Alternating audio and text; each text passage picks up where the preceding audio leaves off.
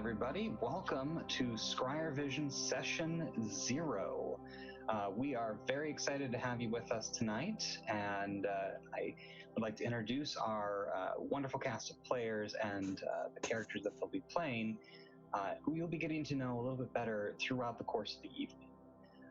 Starting with, why don't we start with Dicerius' player, Jeff. Jeff, say hi. Hi. All right. Thank you, Jeff. You're welcome. Then we've got Dev playing 13, Subject 13. Yo. We've got Melissa playing Wendela Jamjar. Hello. We have Dempsey playing Wenry and his boxing halfling buddy, Bastion 52. Hi. And then, of course, we have Jay playing Moto the Renegade. Hello. Well, welcome everybody. Tonight is sort of a semi-technical run, testing out a couple of things, but we're also doing a quick introductory scenario to introduce you to the characters and kind of a little bit of the setting. The characters are not yet in the game, The World's Greatest Dungeon, which will happen next Wednesday during our official premiere. But this is sort of a more of a soft opening to the grand opening next week. So we'll go ahead and get started. You are all traveling in carriages. These carriages are unlike many that you would see in most kingdoms and principalities around the world. They have no horses drawing them. They have no wheels touching the ground. Instead, a soft blue energy glows from runes on the bottom of the carriage as it sways back and forth, hovering about a foot off the ground.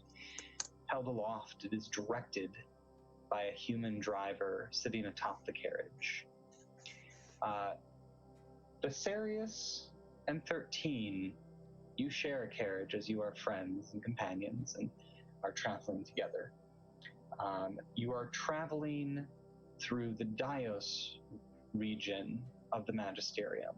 It's largely agricultural, so you're passing by lots of crop fields and small farming hamlets. You every once in a while come close to this large, almost primeval woods that seems to be off to the eastern side of the region. But the path winds ever on as the day grows a bit longer, the sun climbing higher into the sky. Finally, you arrive at your destination. It's a manor house surrounded by a 8-foot-tall stone wall. The gates that you not wheel up to, but float up to, have the words Tremaris emboldened above them in arcane script. The carriage pulls into a small drive, and the door pops open as it grinds to a halt, lowering itself down to the ground. So, Dev and Jeff, your characters step out into the sunlight next to a courtyard, and you see a small halfling woman dressed in blue and yellow rushing towards you. She has a badge on her doublet that has a large golden tree emblazoned on it. Oh my gosh, you two are here a little bit ahead of schedule. Hi, I'm Priscilla, and she proceeds to extend her tiny hand towards you. Keep my arms crossed. And I just say, You'll shift to Dicerius. "Hi, I'm Dicerius!" And I just both hands. Oh, okay, all right. I'm gonna need that back. Thank you. Oh, okay. So Dicerius, you're hurting her. No, it's fine. It's fine, really. We'll just be going through. We can't go through the main household because they're getting set up for the party and everything tonight for introducing you. So we need to take you in through the side gate. Come with me. All right. So she begins to move along the exterior of the manor, moving rather quickly, but both of you being very tall, you're able to keep up with her fairly simply. Was your journey all right? Nothing happened along the way? No bandits or anything? It was great. We rode in a floating carriage. You sure did, Mr. 13. It was fine. Okay, well that's great. Super. Right through here, she holds a gate open. As you pass by her into the gate, or into the courtyard on the other side, there's a large ash tree with golden leaves that seems to be the centerpiece of the courtyard. There's a lot of other smaller trees, flowering bushes, and fountains kind of scattered around, but you're alone in here. She closes the barred gate, says, all right, you two just stay here. I gotta go meet the others and make sure that they don't go into the main house. I'll be back. She rushes off, leaving the two of you alone. How can I reach any of the leaves? Of which tree? The giant Of the big tree? Absolutely. Cool. I want to eat some. Okay. So you reach your hand up, you pull one of the branches down. Do you just snack right off the branch, or do you? No. Pull some. Okay, you pluck a few. Come on, what is he, a barbarian? Come on. I mean, yes. So yeah, you pull a few leaves off and you start snacking on them. They're fairly good. There's a strange flavor to them that you've not encountered before. You're not really sure what might be causing it. There's no fruit on the tree at all. It's definitely just a deciduous tree. But Hey, 13, these are pretty good. You want some? No, I'm fine. Okay. okay. So, Wendela, you are alone in your carriage as you wind the road towards Tremaris Manor. What are you doing in the carriage to pass the time? Reading my favorite adventure series by Zafrana D. Paulo for the approximately 437th time. Okay. The well-worn manuscript is almost falling to pieces in your hands, but every time there's a little bit of damage, mending cantrip, and it's back together. Exactly. As the carriage pulls up to the manor house, you realize that it might be time to put away the book. And as you quickly finish that page that you're on, just rushing to get through it, the door pops open. You close the book, slide it back into your wagon. Climbing out of the carriage, there is another halfling there to greet you. Her demeanor seems a little bit frantic as she sort of walks up to you briskly. Oh, hello. You must be Miss Jamjar, is it? That would be me. Oh, hi. So good to meet you. She extends her hands to you. I extend as well. Priscilla. I'm Priscilla. I'm your liaison. We've already had a couple of the contestants arrive. The carriages are coming a little early. The party's not due for another few hours here, so we got to take you in the side door. Do you have anything you need out of the carriage? I have my backpack, and then you'll see she sees the wagon following behind me as well. I think I got everything. Oh, do you want a porter maybe to take your backpack? That seems rather large and unwieldy. I mean, all the stuff is new. I think I'd rather hold on to it. Okay, that's fine. Well, come with me. I'll show you the way. It's right over here. And she takes the same journey around the side of the house to the gates on the side of the courtyard. So 13 and Dysarius hear the gates creak open, and a small figure enters with a small wagon floating behind her, very similar to the carriages that you rode here on. Wendela, you see a half-orc standing with his arms crossed, looking very dour, and a 7.5-foot tall, gray-skinned humanoid man with what looks like kind of a protruding horn on the top of his head, chomping on golden leaves. I kind of look at both of them, And I pull out a notebook and I start scribbling notes really quick. Hi, I'm Thessarius. Wendella, Jamjar, hi. Nice to meet you. Nice to meet you. Elbow 13. Hey, Hello. I'm just assessing you. Same. don't mind him. He's harmless. I have actually killed many people. I'm not harmless. Mostly harmless. Oh, okay. Guess that's part of the experience then, and I'll continue writing notes. Okay. MC. Yeah. Wenry is also alone in his carriage, and I assume that Bastion is riding in the carriage with him. Yeah, Wenry has Bastion like set next to him, and he's making him hold like his Magus cards as he's like sorting them into a new order. Okay. And for those of you watching at home, Magus cards are collectible trading cards featuring famous wizards and sorcerers and warlocks from across the land and, in fact, multiverse. How big is the collection that you have currently? Wenry lost count. Okay, that's he is organizing them by the birth dates of the figures on the cards. What was the former order? The former order was alphabetically, but the last letter of the card name. Okay. So trying to find that filing system that's going to work for them. Yeah.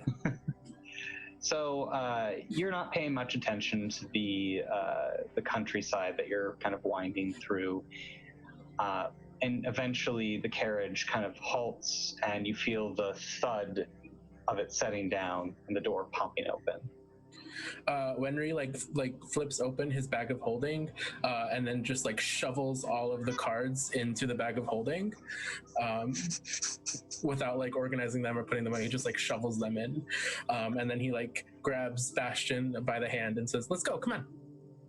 So as the two of you step out of the carriage, you see that same halfling woman in blue and gold striding towards you. Mr. Cogwell, you finally made it. Okay. That means just Mr. Moto's left. I am Priscilla. I'm your liaison. And what is this? This is Bastion. He sort of taps Bastion on the head. She kind of gets close to it and taps him on the face. Yeah, it's metal. Yeah, I'm going to have to check the rules on if that's allowed or not. It's not fine. Well, he's not a person. I mean, that's a very good point. I'll have to check the rules, but I'm your team liaison, so I'll be with you in the rest stop and kind of seeing to whatever needs you have. But the party isn't due to start for another couple hours, so we're going to go in through the side gate if you'll follow me. Do you have any luggage that needs to be brought in? I have this, and he holds up his bag of holding. Oh, well, it seems like you've got a handle on that, so we'll just go this way. Okay. So the two of you follow her around the side of the manor to the side gate. And the three of you, kind of quietly standing around the courtyard, hear the gates once again creak open, and stepping through is another halfling. Hi, I'm Thessarius. Wenry puts up a hand and says, "Hi. Oh, Miss Jamjar, I didn't know you were going to be here." Wenry, how did you get involved? I don't know. I just got a letter. Long time no see. Yeah. It's been a while since the library. I made this, and he he knocks on Bastion's head and he says, "I made this." He would be very helpful in the library. Very tall. Yeah, he's not that tall. But he is good at punching things. What does Bastion look like? He's a medium-sized Wenry. Okay. Yeah. So a little bit bigger than Wenry. Yeah. And humanoid in shape. Yes. Okay.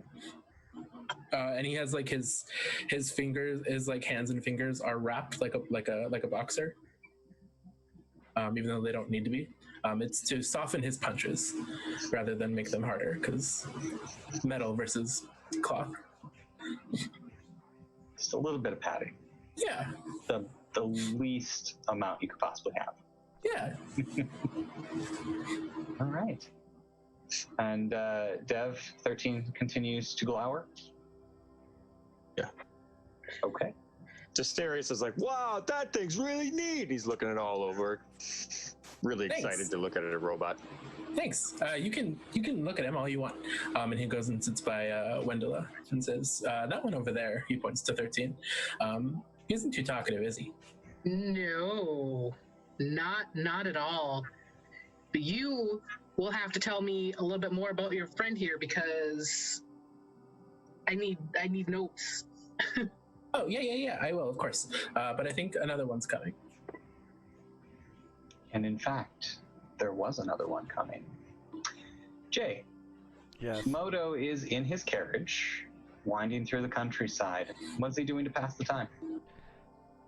He probably would be pulling out his checklist of monsters and tattoo depictions, possibilities, at which point the large leg of the moose that he took down the day before that he's bringing to the party as a gift, because he was told that by someone previously that when you go to a party you should bring a gift. So he's just bringing an animal he tracked down. Other than that, he's just relaxing with a crossbow at side. Okay. You wind through the agricultural landscape of the Dios region.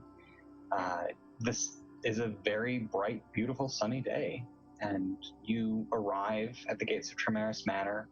They open wide for you, and as soon as you set down and exit the carriage, there's a halfling woman rushing up to you. Oh, good, you're here, Mr. Moto. Glad you could make it.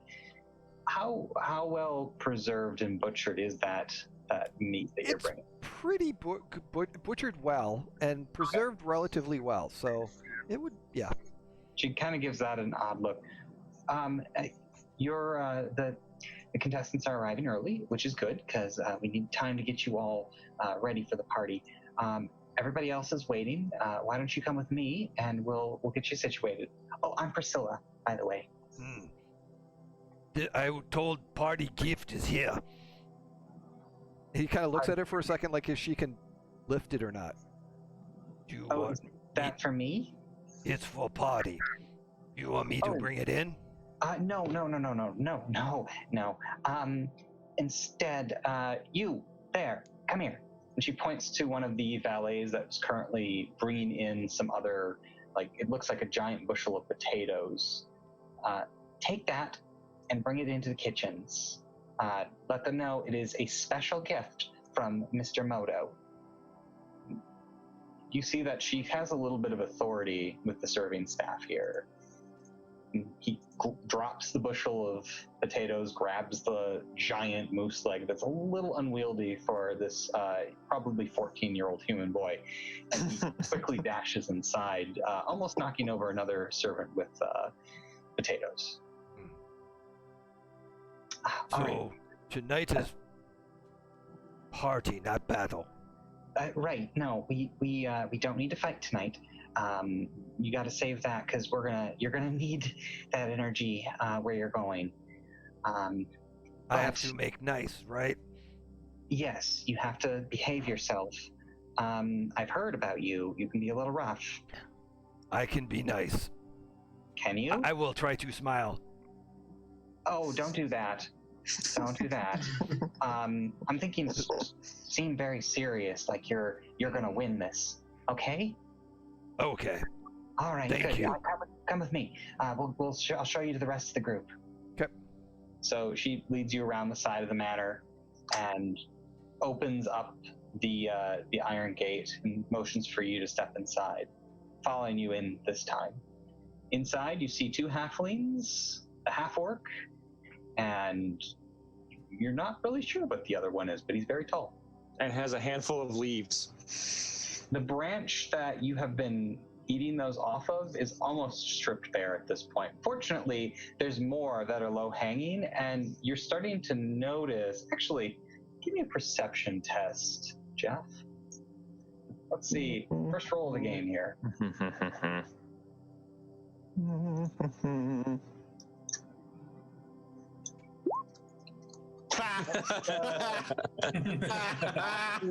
Start a natural 1 right away. You don't notice anything about the tree. So, Moto, Delicious you have entered leaves. the courtyard. What would you like to do? Hi, I'm Dasarius.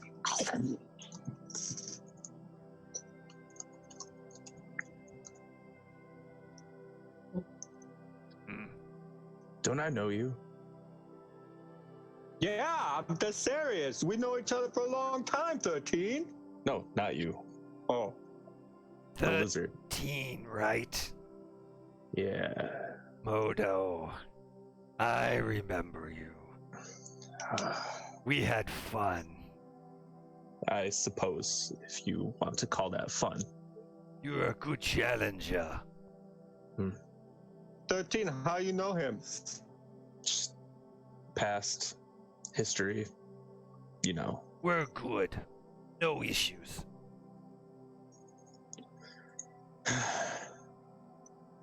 Friend. Ally. Priscilla clears her throat. Okay, well, I will go let her ladyship know that you're all here in the courtyard. Please try not to destroy anything. I take offense. And, well, you're welcome to take offense, Mr. 13.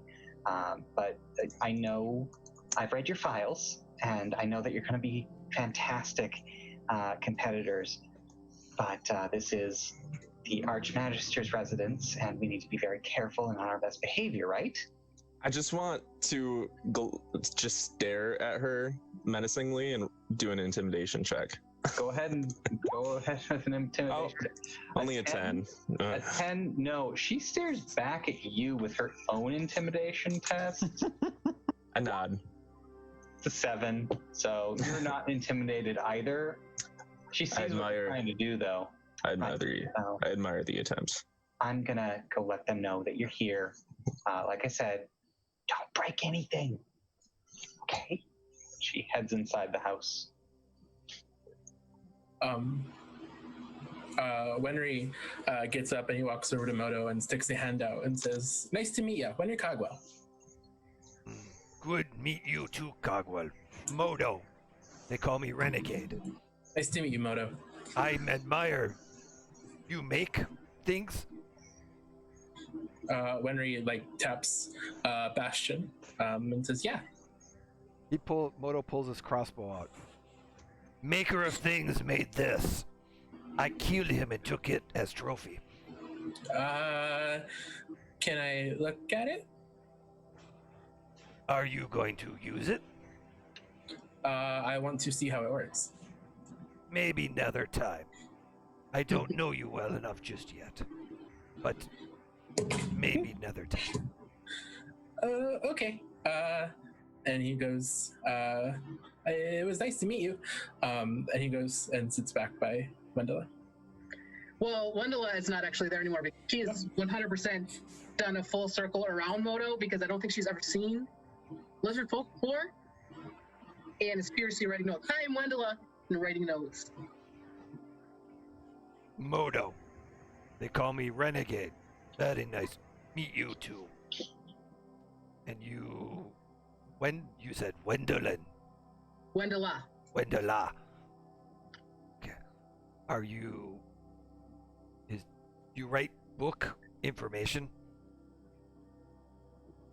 I like to keep notes on everyone I meet, biological stuff and such. I admire that. It means that you understand your enemy's weaknesses. Yes, good tactical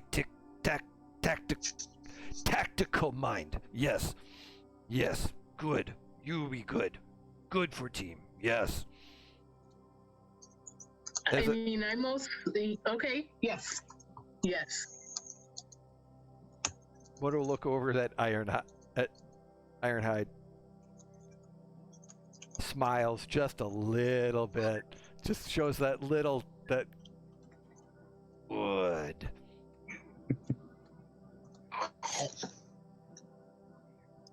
Okay.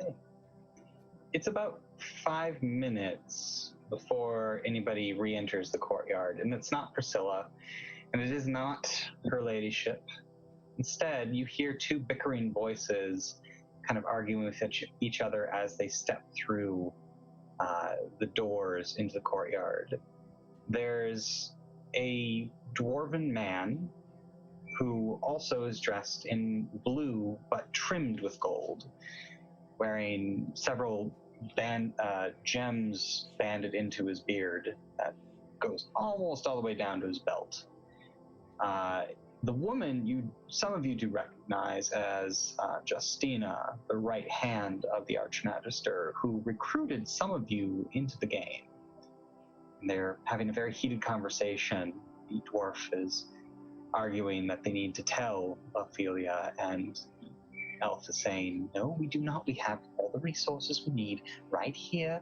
And hello, welcome. I'm so glad you all could make it. Oh, I trust the journey was not too troublesome. No trouble. Oh, good. I'm glad to hear that. You may remember me. I am Justina. I am a loyal servant of her ladyship. This, may I present, Magister... No, not Magister. Scion Danicot, the third cousin of her ladyship and heir to the Dyer's Hold. The dwarf kind of gives a bow. It's good to meet you all. So glad you're here. Could you just excuse us for just 2 seconds? We got to have a quick conversation before we talk to any of yous. It's just going to take a second. No, I think we're good. So you're all here, and there's several hours before the party. I wondered if we could impose upon you for a small favor. Okay. You want us to get something for you? In a manner of speaking, yes. It's not so much a thing as it is a being I wish you to expunge from the woods. What kind of being? We aren't quite certain. Banditry of some sort. Details are sparse, but they've attacked several merchant caravans that were headed this way from the North Road. But you all made it here safely, and really that's what matters.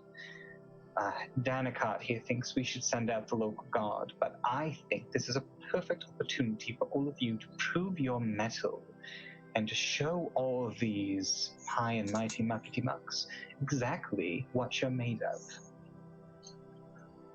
I don't know about all that, but if we're gonna be on a team together, it would be an excellent idea for us to get used to each other's styles and abilities. Oh, Asterius leans down to 13. What's muckety muck? I actually have no idea. Okay. Look, I don't want to put yous all out, though, because it's, going into the woods. There used to be this guardian that took care of it, but, she ain't around no more. But a lot of stuff's kind of moved in there in the meantime. It's not so great. And we don't want none of yous getting hurt before the big show. You don't have to worry about that. Oh, I think I do, because there's all sorts of stuff in there. Moto, do you want to go kill something? 13. You ask so silly questions. I miss it. Of course. We can take it. You see, Danica, nothing to worry about. They're excited for the prospect. Oh, the halflings have not yet spoken. Madam Jamjaw, Master Cogwell, how do you wish to proceed? Oh, I mean, I guess I don't have anything better to do, and I didn't bring the things that I need to do to fix Bastion. So yeah, why not? Well, I mean, I guess I am coming here to get experience and such. So it's probably a good idea to. Yeah, those will be fine. And what better experience could you hope to glean from this than heading into a slightly haunted forest and vanquishing some foes that we need eliminated? I'm just going to look at Wendella and say, I can summon an echo version of myself, and I can battle with me and the echo version of myself. Is that not something that you have never seen before and wish to take notes on? I mean, yes, I would. An Echo Knight? Yes. Well, that's what some call it. Indeed, they do. There are very many people who are coming tonight who are very keen to see this trick of yours. You will show us, of course, tonight, right? Tonight? You don't deserve it. That's your debut. No. Oh, that's a shame. Well, they'll see it soon enough in the show, I'm sure. Is this acceptable to you, Master Danicart? Criminy. I suppose so. Look,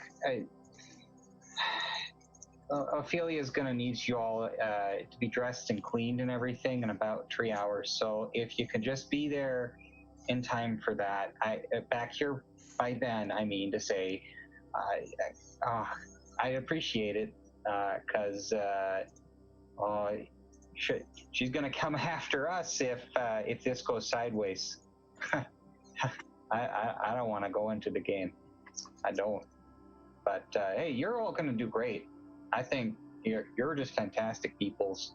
And why is he looking at me like that, Justina? Why is we sideways? Because you're tilted sideways, dear. Why did you say we's gotta be sideways? No, it's a figure of speech. Well, I will lay out the details as far as I know them, and you may proceed through the back gate if you would. Just do try to be back as soon as possible. We still have to prep all of you and get you into your evening wear, which I think we might need to take yours out. She points at Desarius. Bigger than I remember. All right. So she launches into an explanation that a group of bandits have been attacking the North Road, raiding merchant caravans. They've killed some people. They take some prisoners, but they don't demand ransoms, so you're not really sure what those prisoners are for. And all that's being reported is that they are small in stature, about the size of a gnome or halfling, and they all wear cloaks. Mostly they're archers, and they're somewhere inside the woods.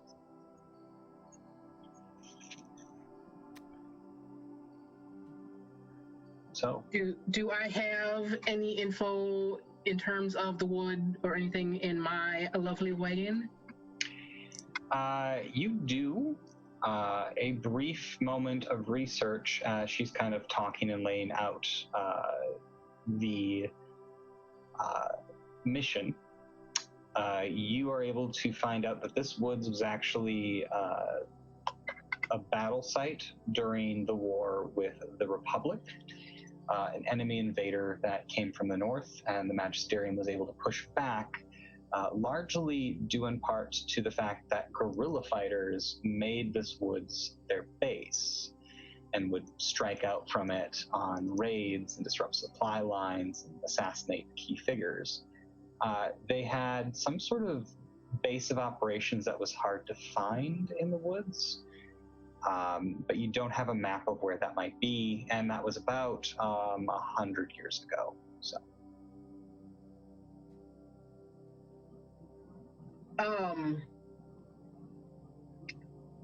And the guerrilla fighters were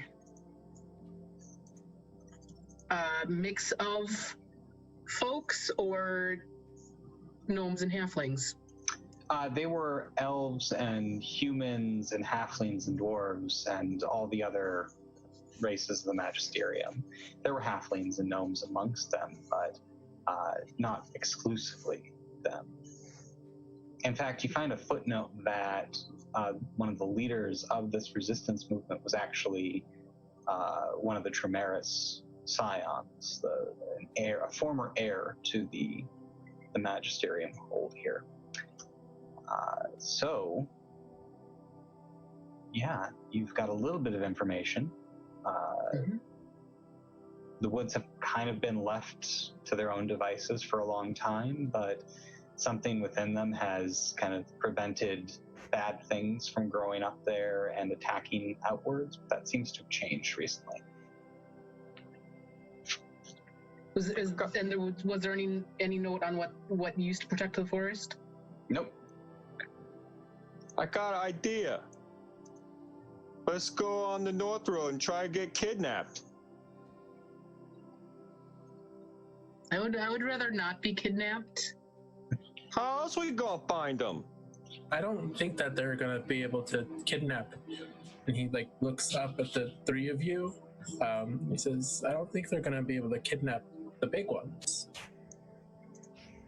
Oh, you want to be bait? Okay. I like this plan. Use the small ones as bait. I like that less. That's a great idea. It's Jamdar, I'll do it. You can stay with them. Okay. No. Right. So, Since the forest is a favorite terrain of mine, with the bonuses of stealth and trying to come up with a good hunting, tactical hunting ambush be plausible? yeah, you could absolutely try to do that. Okay. So make sure that I've got the plan kind of right here.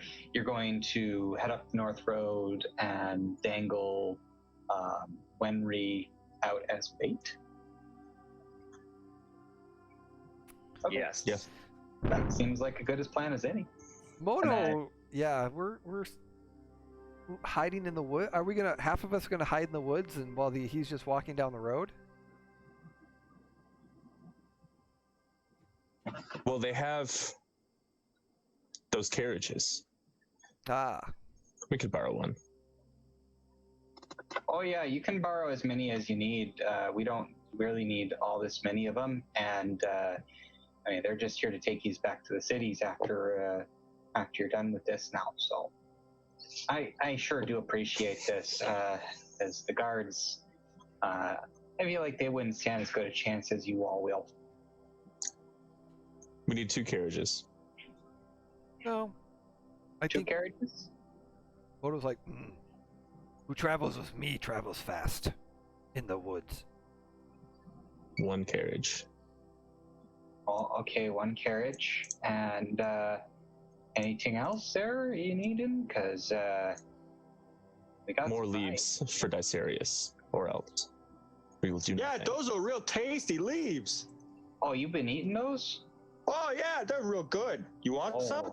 I know. Nope, I'm good. Thank you very much. That's very kind of you to offer, but I'm gonna pass. Oh, criminy. So if you don't need anything else, I'll get those carriages pulled around for you. Okay? Good to meet you all. I'll see you inside later. So as he's getting the carriages I am going to take 10 minutes and pull out my very fancy book and ritually cast Augury.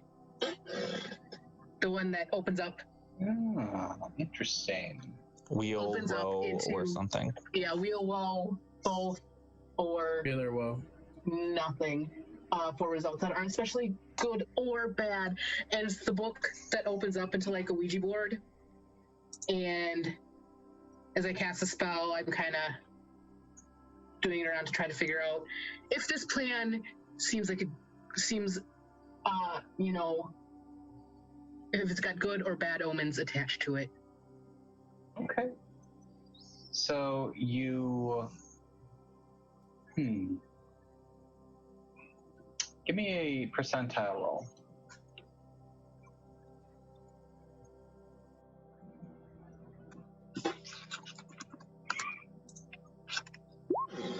$81? Okay. Pretty good. Wow, that's the highest I've ever rolled on a percentile die. That's really good. So you sit down with your book as they're getting the carriages and everybody's kind of getting their gear ready, and you begin to not leaf through the pages as they sort of seem to turn on their own, as if some unseen wind was passing them by and flipping them back and forth randomly. Finally, you feel this light gust of air on your face that makes you open your eyes onto the page, and it's wheel and woe. It's a little bit of both. Okay, guys, so we will definitely need to be very careful, because seems like something bad might happen. But something bad might always happen. That's just life. He has a point. Justina is still there with you. The carriages are ready. Are you all prepared? Wenry takes a moment to just tap himself on the chest, and he infuses his armor with enhanced defense. Okay. Kind of gives himself a little armor buff there. Yep. And you're off. You head away from the manor back through the gates, with Moto kind of walking with Wenry. The other three of you, not cramped inside. Is Bastion inside the carriage? Bastion's with me. Okay. Who is driving the carriage? Good question. Wenry should drive it with Bastion in the carriage. How about this? I could pull out a book and do my, what is it called again? The channel divinity. So I can gain proficiency with a skill or tool for 10 minutes. There we go. So I'll hold up a book. It glows as it flies open in front of you. You all see the pages just whipping past as her eyes kind of dart back and forth in rapid succession. And when it closes again, you now know how to drive a carriage. There, that'll do. You put the book away, climb up on top of the carriage, and yeah, it's pretty easy. You now know exactly what you have to do to get this thing going. Moto is going to kind of skulk alongside the road. Stealth at normal pace. Okay. Because of his terrain, and and survival checks to see if there's, once we get to a certain area, if there's a lot of movement or even what's hiding, because they're obviously going to try to ambush the cart.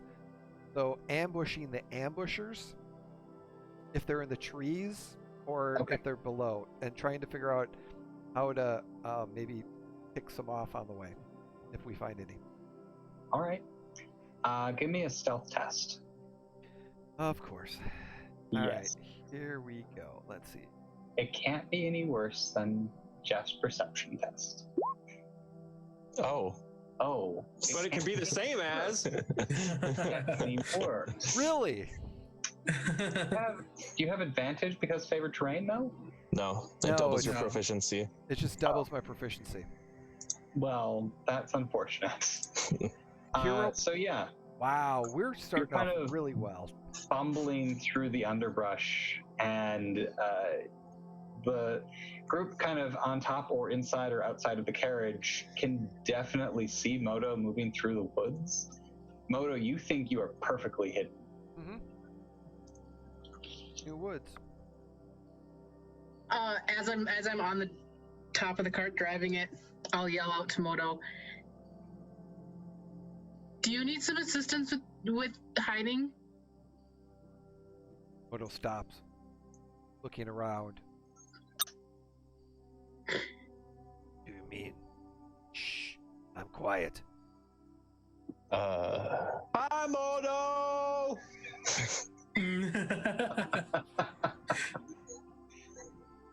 All right. So, redoubling his efforts, go ahead and do a new test. I really want to try D&D Beyond, but we'll see if this is going to work. Hey. Better. You still got that nat 1 in there, but it's ignored because we just take the first number. So all of you watch as Moto kind of growls slightly, goes behind a tree, and then vanishes. You have no idea if he just went further into the woods, if he's still following along ahead of you or behind you, or what the situation is. So Wendell gets the cart moving again. At this point, you are on the North Road. The manor is kind of situated at the intersection of the King's Road, which runs from the capital city up to the North Road, which sort of bisects Dio's Hold and gives it access to a seaport. As you are traveling along, some clouds are starting to roll in. It's a very pleasant summer day. Where am I in relation to the carriage? Where's everyone in relation to the carriage? Yeah. The Wendell is on top of it. I Yeah. think we were saying Wenry's going to be walking ahead of it. Just Am I- saying it. In my head, like a bit. In my head, like a while, I guess. Like a fair distance. Am I a fair 100 distance feet? ahead? Sure. 200 feet? Am I? I don't know. Like 150 feet. Okay, 150 feet. We'll split the difference. Yeah. Asterius is in the carriage. 13 was in the carriage as far as I knew. Oh, I'll be with Wenry. Okay. Oh, you're gonna be with me? Yeah. Okay. You look frail. That's the point. Oh. I thought the carriage was the target. So No, once I Wenry am says the that, target. I'm gonna be like, oh, I'm gonna follow behind the carriage. Wenry nods, and he says, "Don't worry, Bastion's got me." And in fact, the construct is kind of just plodding along, leaving pretty heavy indentations in the dirt road that you're following along. Yeah, Wenry talks to Bastion while they're walking. Okay. Any pearls of wisdom from that conversation? No, it's just mostly all of his insights on his new companions. That would be interesting to hear. Unfortunately, nobody's really within earshot. No, they're not. That's the point. Moto, you're moving a little bit ahead of Wenry in the underbrush. Give me a survival test. All right, here we go. 13? Yeah. You're coming to a rise in the road, and you kind of stop. Something doesn't seem quite right. Actually, I'm supposed to be a little bit higher because my proficiency's doubled. Okay, So even actually a 15. 15. Okay. So yeah, you definitely are spotting that something isn't quite right here. You take a moment to look around, and you can't quite place what's out of place here, but you think there might be an ambush about to happen. Wenry's getting closer. As I'm thinking where the ambush would come, can I try to circle behind or to the left of it a little bit more? To your left is the open road. The right would be the deeper forest. You could absolutely swing to the right and kind of watch the road from a little deeper into the woods. Not too deep, but just enough to get a little bit more to see if there's any other process. If I can pick anything, see anything. Sure. But being really, really quiet. That stealthy, take out the sniper that's just waiting. All right. So you kind of creep along. We'll keep that 27 stealth that you had before there. Oh, you're a nice GM. Yes, I am. The rest of you, Wenry, you're walking along, having your conversation with Bastion, and all of a sudden you hear something from the side of the road. At first you think it might be Moto, but give me a perception test. Okay. Not great, not horrible, but you're pretty sure it's just Moto. Mm-hmm. Yeah. I want you to also be aware of this from Bastion. Can't be surprised. Okay. So Bastion, on the other hand, does not think it's Moto and delivers the famous line, "Danger, danger, Dempsey. Sorry, danger, Wenry Caldwell." Henry pats Bastion on the shoulder and says, "I know." At that point, 3 small figures in green cloaks that have branches and twigs and stuff sort of woven into a mesh overlayer on them jump up from the side of the road with bows and begin to unload arrows onto Bastion, clink off his armor plating. Oh, okay. What would you like to do? Okay. Wenry says, you're not going to hurt him that way. Okay. Let me show you how. And then he takes out his mace and runs at them. Okay. Moto, from the woods, you can see these 3 figures rise out of the underbrush and charge forward into the road, peppering their target with arrows that seem to be focused on the machine. What do you do in response? Sneak behind them. And so I got a good shot, and I'm just waiting to see holding my action to see once they attack. Once they start attacking, I'm going to shoot the crossbow. Okay. Wendela, you are 150 feet back, but you see some figures emerge out onto the road, and you think you see arrows starting to fly. You're not traveling at full speed. Do you want to open this wagon up and see what it can do? Yep. Yes. So the passengers inside feel this lurch as it begins to pick up speed, going 2 or 3 times faster than it had been before. And I'll hit on wherever the side of the wagon is and be like, incoming. You're kind of situated up on top of the wagon at the front, so you can just hit the roof. Yeah. Okay. So we'll start with Wenry. Go ahead and make an attack roll. Okay. 10. Damn it. You miss, unfortunately. The tiny figure seems to nimbly escape your blow. Okay. Trying to see what I got. Does Bastion want to make a hit? Yeah, he definitely is going to. After I figure out my spells. And Wenry will use his bonus action to command Bastion to attack as well. Okay. 19. That's gonna hit. Go ahead and roll damage for Bastion. 4 force damage. 4 force damage. You see Bastion kind of just slam one of his fists into the face of one of the attackers. The hood falls back, revealing a goblin. Okay. It seems to kind of shake it off and growl as it pulls a scimitar from its belt and lunges at your robotic companion. Moto, you see 2 more figures rise from the brush side of the road, aiming right at Wenry. Oh, they're One of them's going bye-bye. Okay. So, as a bonus action, I will Hunter's Mark on the one I'm shooting at. You focus your ranger senses in on the one of them, placing a mark on them, and then you pull the trigger on your crossbow. What happens? 11? Unfortunately, that's not going to hit. Wow. Yeah. Is he hidden? He is hidden, but he's not a rogue. But if they can't see you, don't you get the advantage? Sorry. Any unseen attacker. Oh. All right, we'll give you advantage on that, sure. Which makes it a 22, which makes it a hit. Go ahead and roll damage. Awesome. So. Well, that's a 2-hit roll. Oh, wait a minute. Why is that? Uh-oh. It would be important. Oh, sorry. We're learning the process.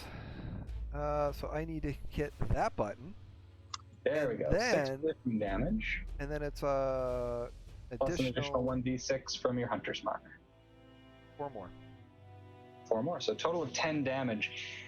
It has the tiny bow pulled back to its ear and is about to release when all of a sudden your bolt just goes right through the head. You see it kind of fall backwards, the arrow launching off into the distance somewhere harmlessly as it crumples to the ground. The other one notices this happening and turns around to fire at you. So, a quick question. Is yes. this a combat map needed, or are we doing It this is theater? not. This is just theater of the mind. That's fine. So, one on Wenry is going to try to hit you with a scimitar. Okay. The deflect attack reaction from Bastion. Okay. And poses disadvantage, so that's only a 14. Nope. Okay. The 16 didn't hit either. Oh, even better. Then the one with the scimitar on Bastion. 17? Yeah, that hits his armor class. Takes 4 points of damage. Well, that's nothing. Bring it. Clink. There's a small scratch in the chassis now. The one on Moto is going to let loose that arrow that was about to be fired at Wenry. 21. Yeah, that hits. Okay. 5 points of piercing damage as the arrow does find you and hit you. All right, so, yep, he took it.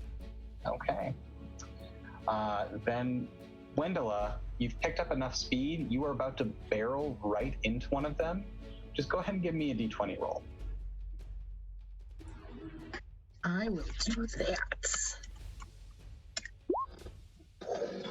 Okay, 19. So the wagon slams into the one that is fighting against Bastion there, and the goblin just goes flying and then bouncing down the road and does not move.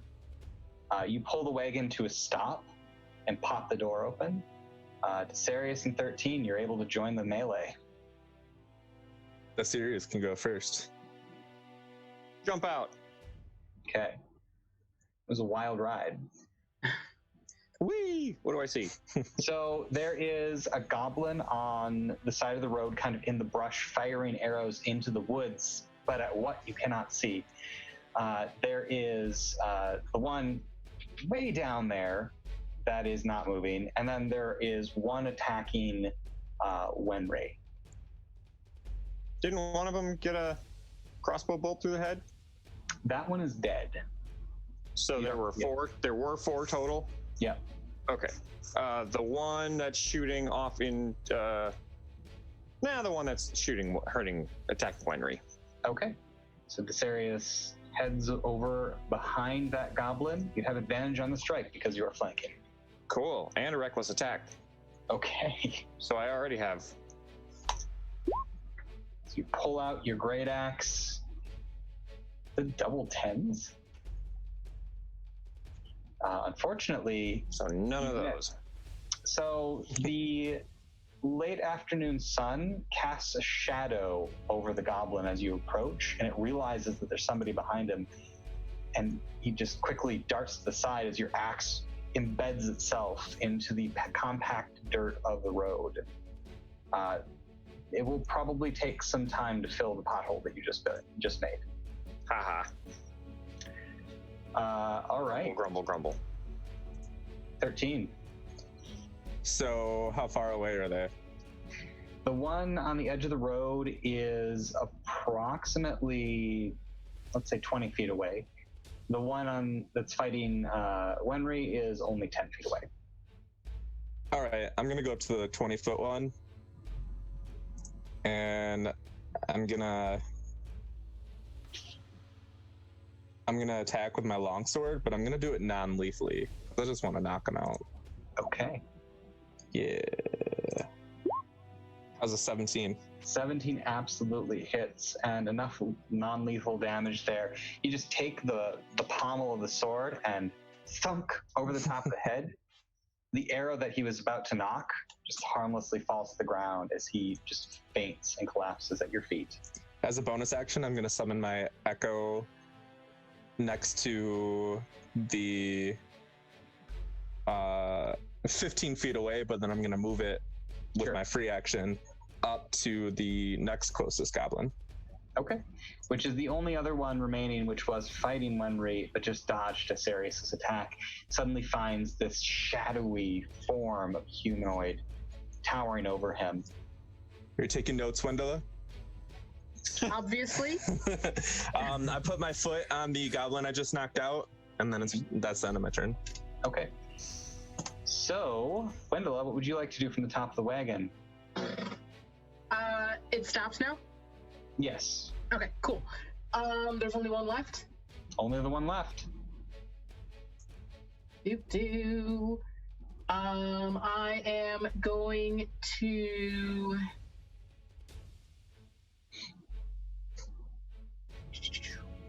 How far away is it from me?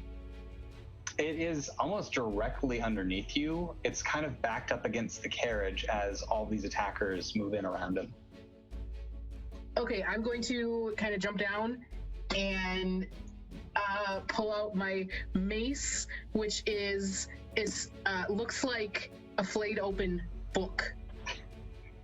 But the head metal. of your mace is a book that's open.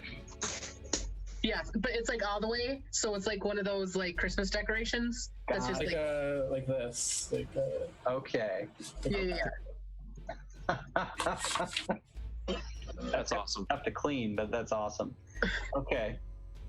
Make an attack? Yeah, I'm going to attempt. All right, so you drop down from the wagon and try to attack with the mace. A 10, you dent the side of the wagon, but the goblin kind of slips underneath. Wenry, you can move around the other side of the wagon if you want. Okay.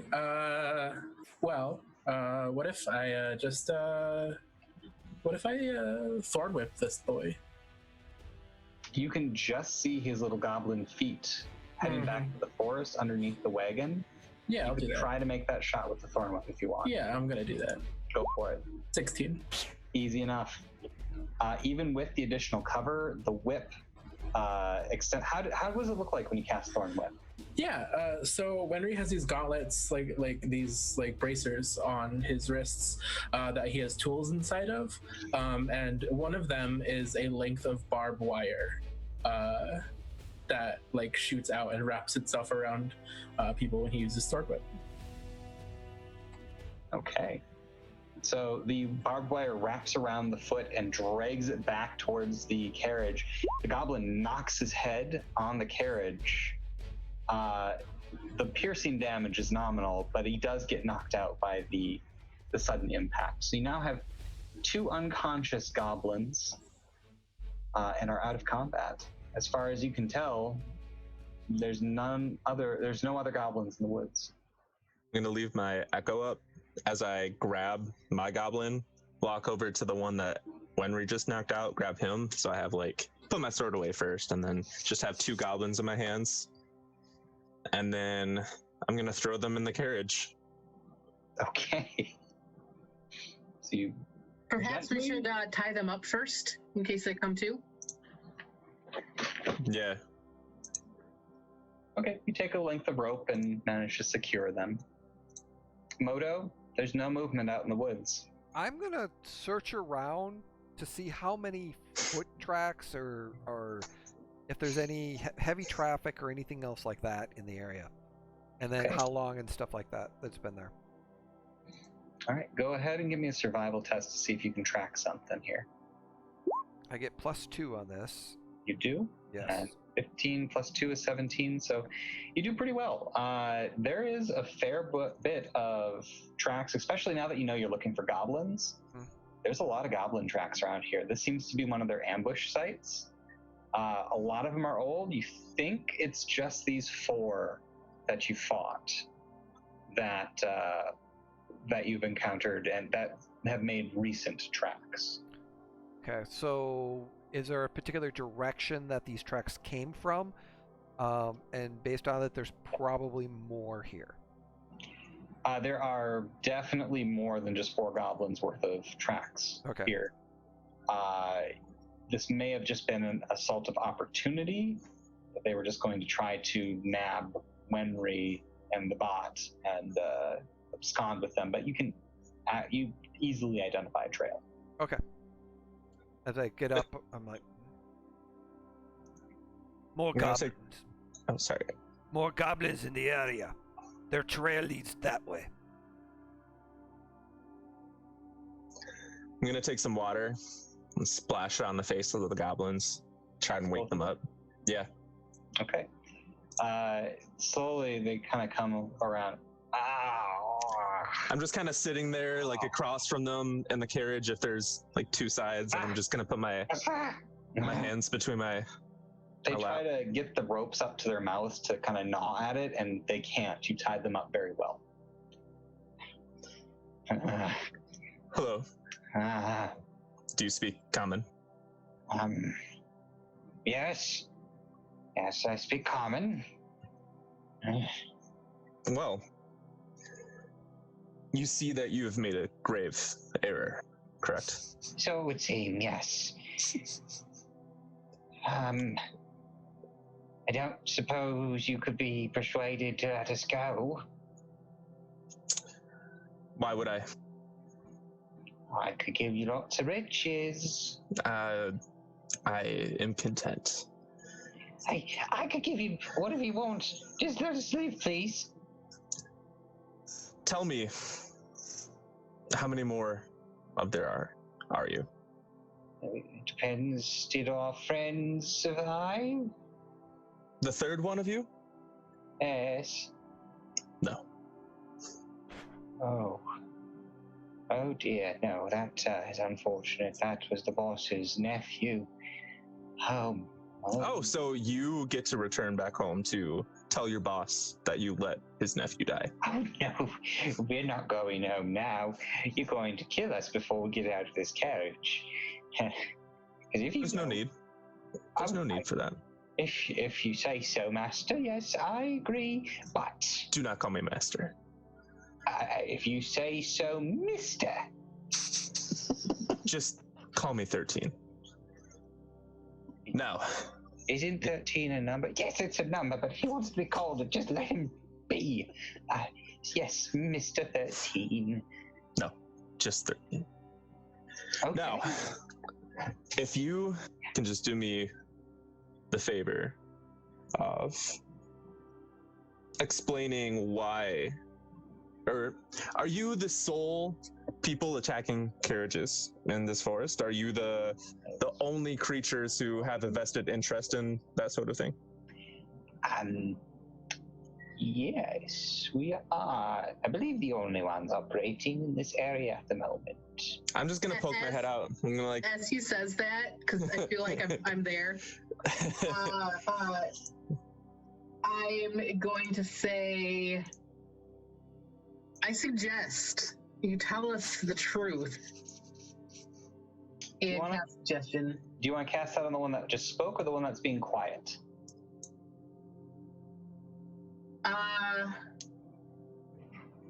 The one that just spoke. Okay. He suddenly bursts into... okay, what was the question again that you asked? I suggest you tell the truth. No. Tell the truth about what exactly are you trying to get them to? If they're the only ones. Yeah. Oh, okay. Sorry. Yeah, we're the only ones. I don't know why you're saying it like that, but we are. It's just us in the woods. Well, not just us. I mean, there is lots of other things in these forests, and we are very lucky that we found the crag. That place is very safe. What is the crag?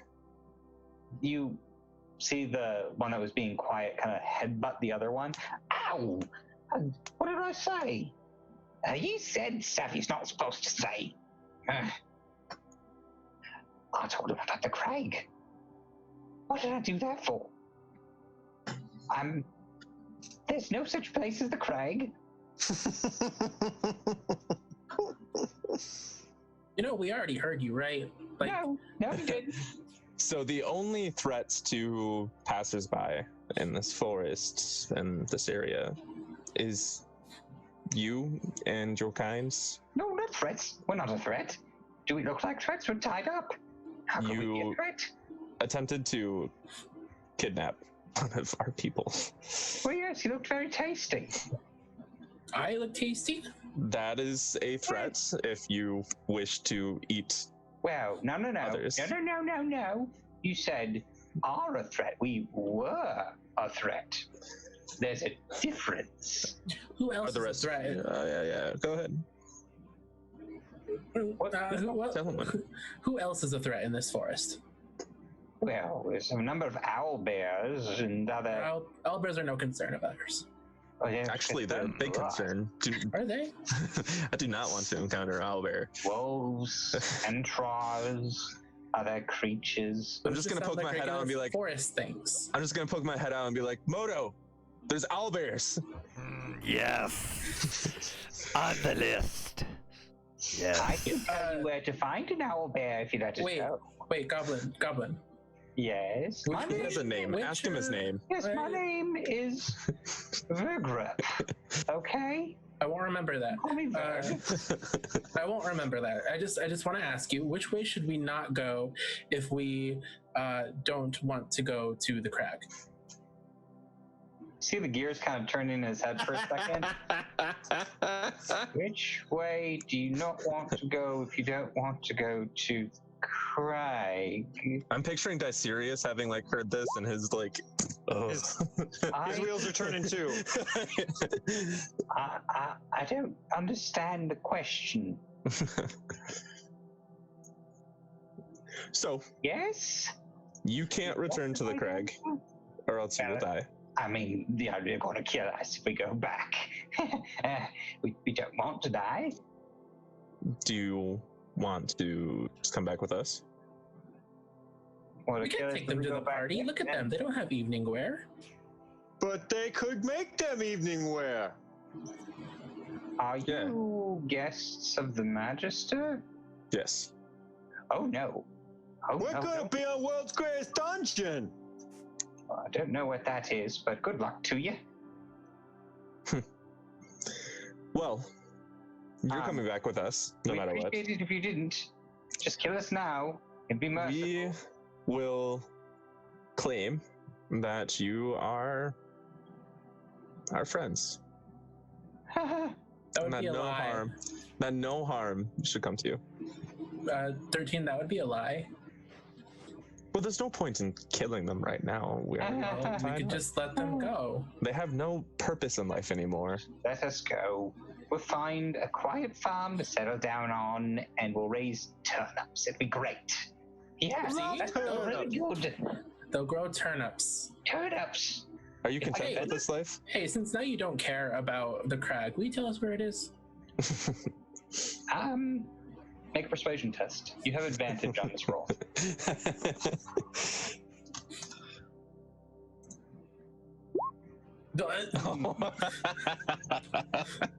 With advantage. Is that a 1? That is a 1. Wow. I can tell you where it's not. It's not in the woods. That means it's in the woods. So as this is all going down, you said they were wearing green cloaks with something special on them? They had sort of stuck twigs and branches and leaves Ghillie and stuff suits. into, essentially making little war cloaks that would camouflage them with the surrounding foliage. But it doesn't seem like magical No. or like it It's doesn't have any mechanical in identifying symbols on it or anything? Nope, it's poorly made, in fact. It basically looks like they just took a bed sheet, covered it with a fishing net, and then cut it up and tied it off. Where they got the fishing net, you have no idea.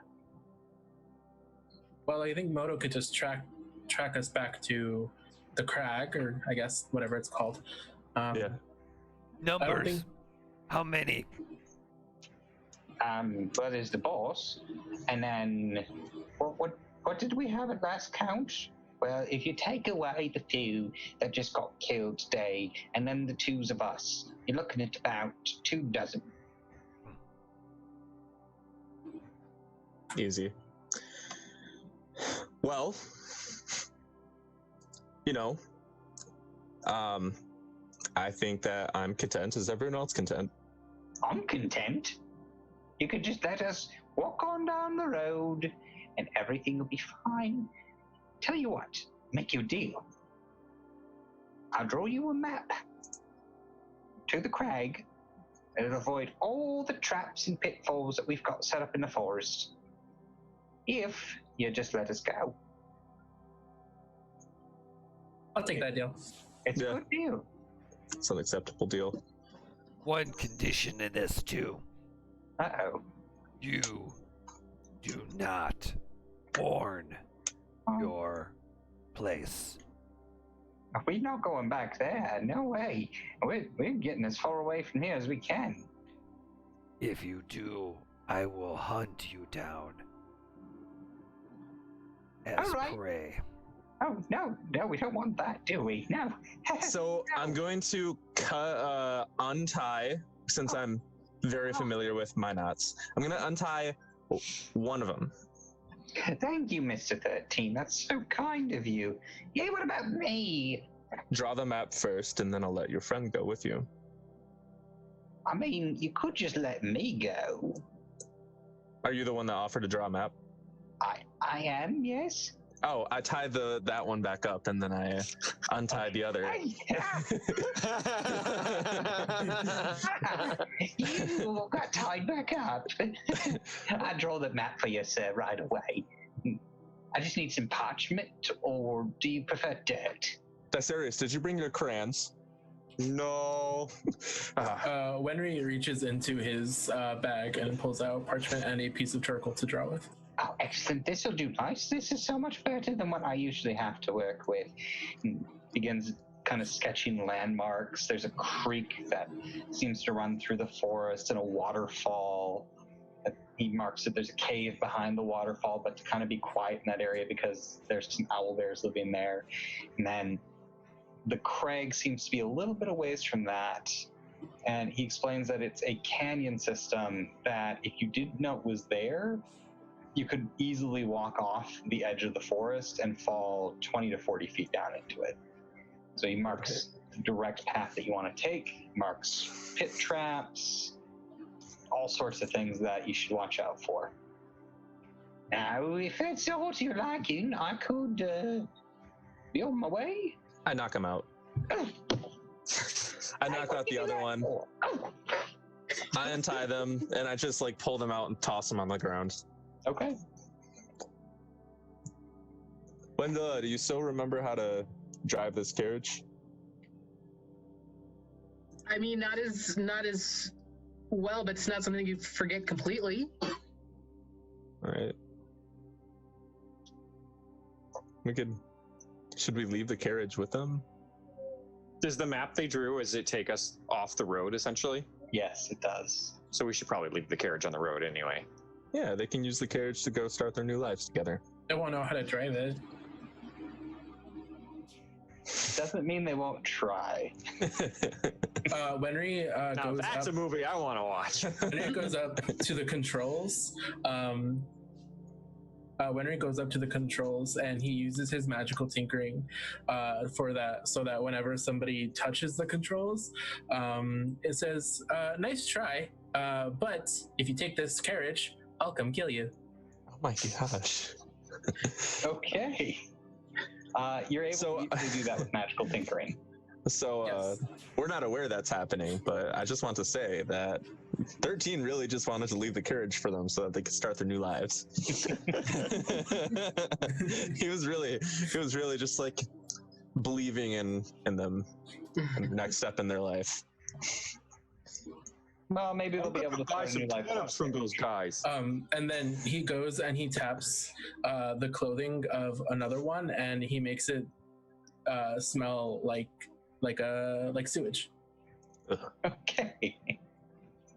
So Wenry is a little perturbed that they tried to eat him. A little bit, yeah. Okay, that's fair. I would be too. Henry, you must let go of your need for revenge. Oh, it's harmless revenge. I don't know where they went. Okay, Moto, lead the way. Okay. Oh, The please combination of the tear that. trail and the map makes it a very easy path to follow. Now the question is, do you want to stop off at the waterfall and fight some owlbears? I think that's a thing to come back to. Okay. Moto We would have a map. definitely want to We come have back. the to map. We have the map. We know where owlbears are. Yeah, you're able to easily follow the path. You kind of head into the forest, and it is a very dense forest. You get the sense that these trees have been here for a long time and have seen many, many, many years.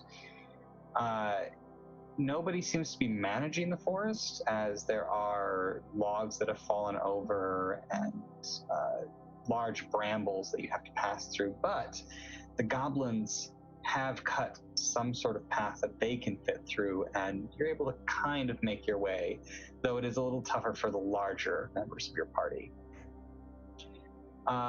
You do come to the waterfall, which is fairly picturesque. It's not much more than 20 feet, but there's a small grassy patch at the bottom of it, kind of adjacent to the pool. You can definitely see the cave behind the waterfall. And there's what looks to be a tomb on that grass. Tomb. It's a granite slab with the relief of a human woman carved into the top of it. Does it look familiar at all for me? No. You have no record of this in any of your books or readings. So this entrance to the waterfall, according to the map, is the entrance to this crag? No, that's Owlbear Cave is behind the waterfall. Craig's a little further on. So you continue your journey through the forest, and sure enough, you find the crag. And that's where we're going to pick up when we come back from break. Yay! So we'll be back in 10 minutes with more fun as the green team assaults the crag. All right.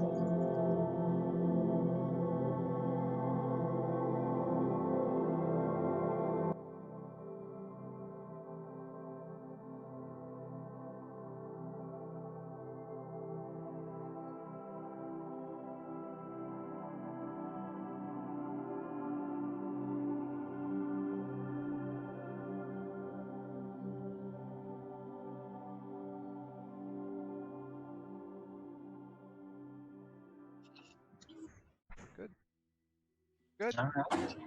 Welcome back, everybody. Hey, hope you had a good break. We know we did. And we're going to jump back into it as the green team approaches the crag. If you didn't know it was there, your goblin, well, not friend, but ally, was definitely right that you could walk off the edge and fall right down 20 to 40 feet. There's a steep decline that you could walk down, and you can spot that there's a bridge kind of crossing at one point. Staying low and staying in cover, you spot a goblin kind of walking back and forth across that bridge. What do you want to do? How far away are we from him? You're about 80 feet from the bridge, on the eastern side of the gully. Hey, Glance over at Moto. Moto, how far can you shoot? He's in range. 3 of my favorite words. How far can you shoot? Oh, yeah, that's 3 words. I don't think you're that great at counting, Dicerius. No, I'm still learning. I'll teach you, don't worry. Okay. He's within range. Those 3 words. Oh, those 3 words. Yes.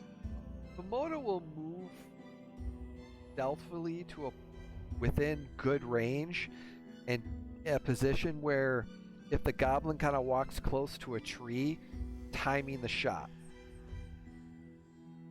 Okay. So he's not walking towards any trees.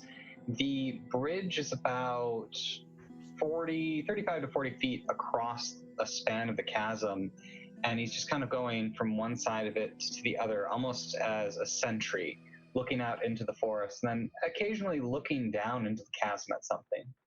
Is there anything past him that I can see? It looks like there's a large open area just past that bridge. In fact, let's go ahead and pull up the battle map, shall we? Dun, dun, dun. And the transition. Doodle-doo, doodle-doo, doodle-doo. Ready. Be a little bit more. Ooh. So you are currently Right. all kind of positioned up on the right up here. Are people seeing this? Because I don't see this. Oh, because I haven't transitioned over to... There we go. Ah. We're in the upper right. Yep. Big you're map. There we go. Over here.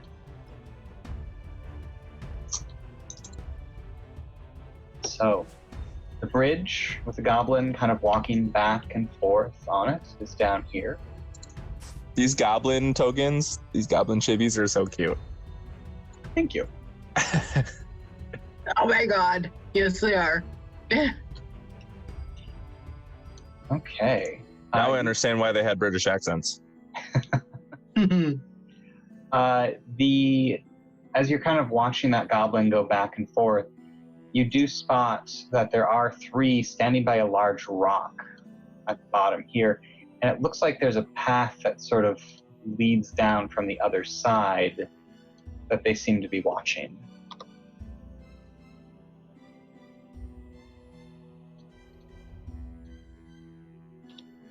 How would you like to proceed? We need to draw them out. Draw them towards us. There's a lot of them.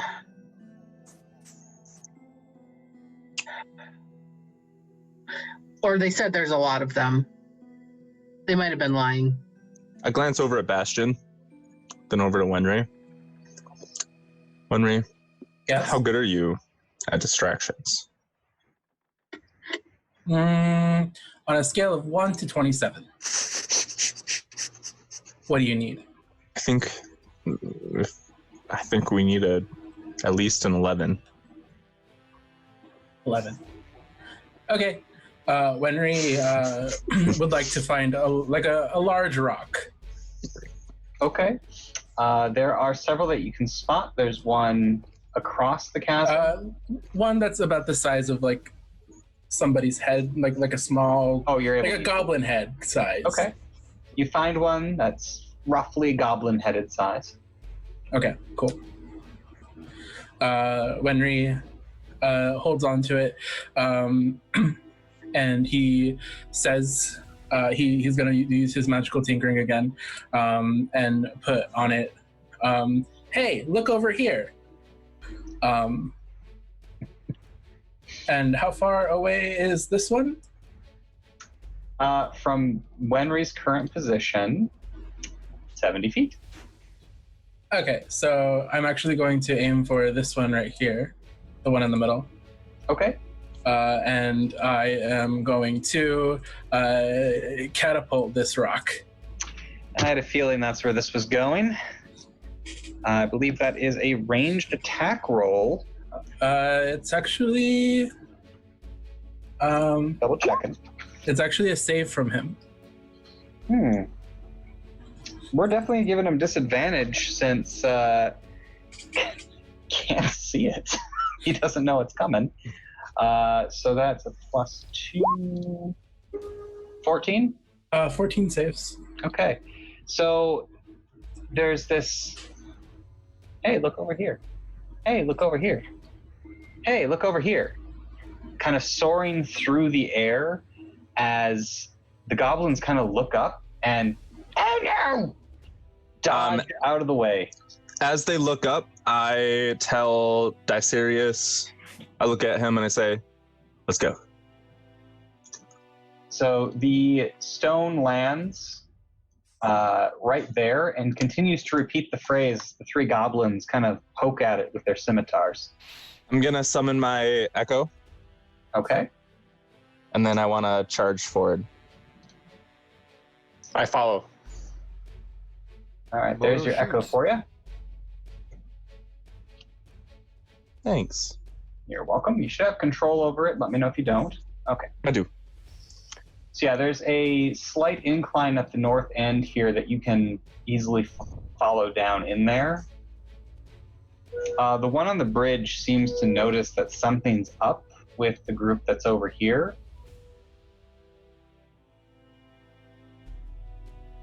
So he's actually... Yeah, I'm going to have my Echo go down into the crag. Okay.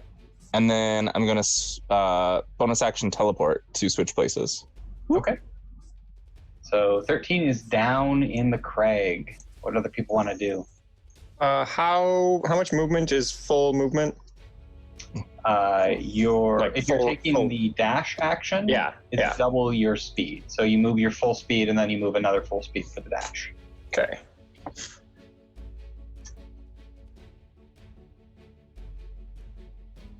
And that's about a 20-foot drop. Didn't you say there was a... The ramp is up here on the north end. Oh, so we have to go back and then around? Yep. Gotcha. Or you could try to drop down. To be honest, if you raged, whatever bludgeoning damage you take from falling will be halved. Really?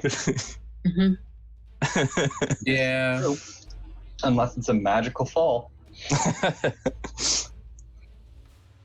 All right, let's try that. He gets 3 of them. So he'll rage and then fall. Okay. Go ahead and give me a dexterity saving throw just for the heck of it. Really? That's awesome because I get advantage on dexterity saving throws thanks to Danger Sense. Oh, no, it'd be a dexterity check, so I don't think you would get It's not a save. It's just Well, this is a save. Oh, okay. Yeah. So I do. He's attempting to react to a situation of his own causing, but I'm gonna rule it a save. Cool. And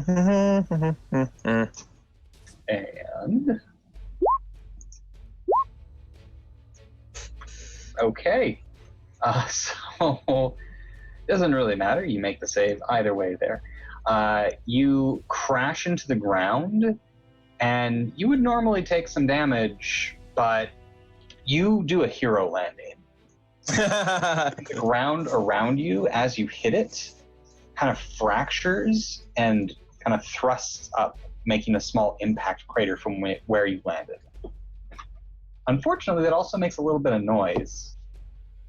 This goblin on top notices you and draws a bow.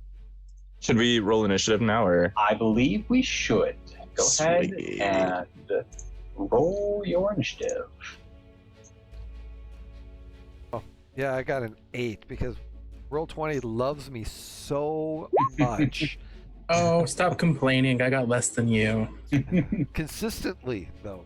The love is just consistent. So, with an 18, Subject 13 gets to go first. That I do. The one on the ridge up here has not notified these three that you're behind them. Wow, you all kind of rolled bad on initiative, didn't you? I should come with. Yeah, we sure did. So I'm going to go 5, 10, 15, 30, 35. Oh, wait, no. 5, 10, 15, 20, 25, 30. My echo is right up next to this goblin, so I'm going to swing. I didn't see you coming. It was focused on Wenry's distraction, so you have advantage. Oh, double 22s. Double 22s. Classy For- advantage there. 14 slashing damage from my echo. Well, if they didn't know that you were there before, they now turn and see the spectral being standing there with blood kind of evaporating off of the semi-invisible blade. Their dead friend collapsing to the ground with a wound through his body. And one of them turns to the other and says, "A ghost!" All right, 13. And I technically still have a bonus action. Wasn't it a bonus action to unleash incarnation? I did not unleash incarnation, and You that's attacked not. through the incarnation, so that was your main action. Got it. And unleash incarnation is not a bonus action. Interesting. Yeah, but I'm content. That's my turn. Okay. Desarius Ironhide. What do you want to do? Full run. Dash action. Okay. So you rush up there. And that is your turn. You bull rush into the thick of things. They are screaming, "Ah, demon!" The two on the ground are going to try to attack the thing that just rushed them with scimitars. And these goblins need to get out more. Will a 17 hit Desarius? Yes, because he's not shifted. Okay. So 4 points of damage. The ring on Desarius' finger flares with energy, and as the goblin manages to slash you across the back of your leg, he also feels something slash him across the back of his leg. The one on the ridge is going to call out, "We've got company!" and then launch an arrow at, he can't hit Desarius without hurting his friend, so he's going to launch it at 13, ignoring the ghost. 20? That will definitely hit. You take 7 points of piercing damage as an arrow flies through the air and right into your chest. I'm just gonna grab it, pull it out, lick the blood off. Okay. Moto, what would you like to do? Yeah, Moto's gonna run about 30 feet. So 20, 25, 30 feet to about there, and the guy that's on the ridge, I'm gonna shoot. Okay, go for it. And He doesn't see you coming, so you have advantage. All right. Let's see here.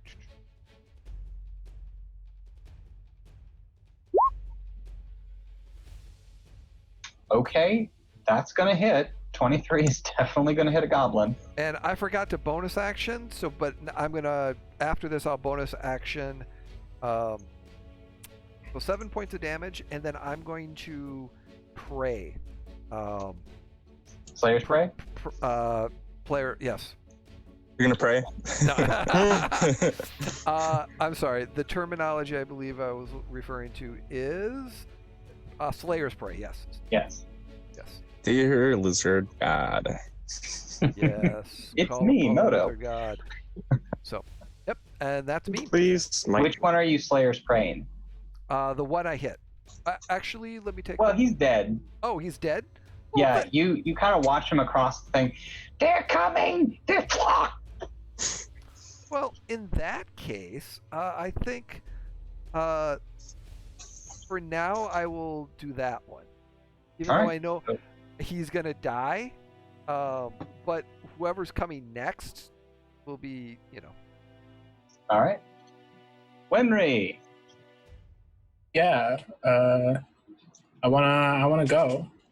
I wanna go in. You want to try to drop down. You got about a 15-foot drop from that point directly in front of you. Easy.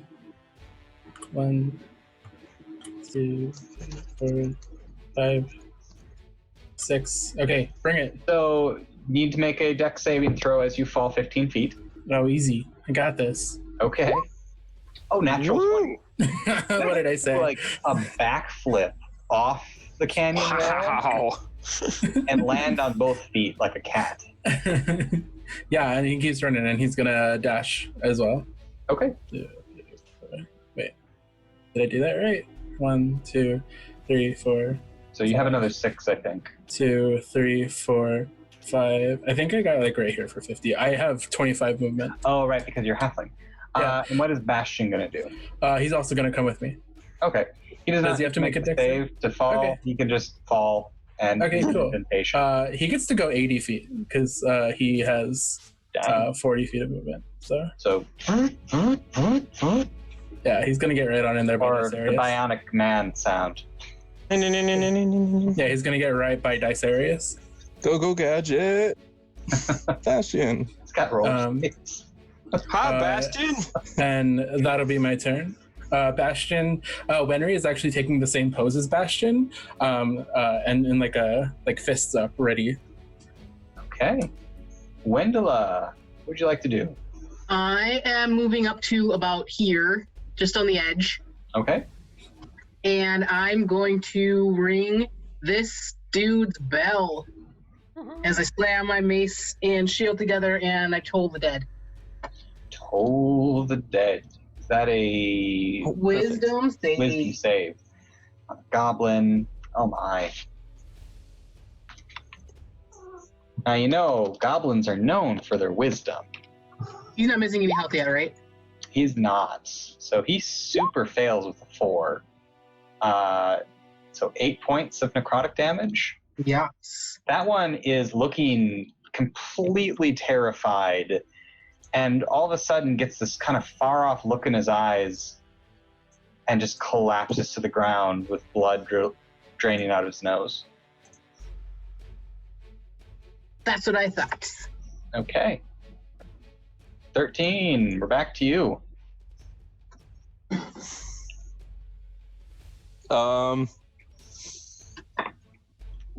I will move my echo.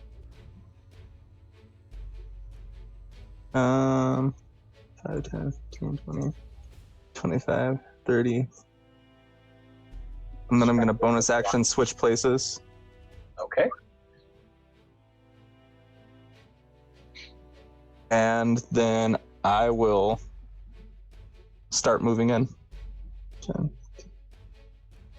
And my echo So as you will move. My echo will just disappear. So he vanishes next to Wenry there. As you move that direction, you note that the canyon starts to slope back up. Mm-hmm. I think this might be an entry and exit point. Okay. Okay.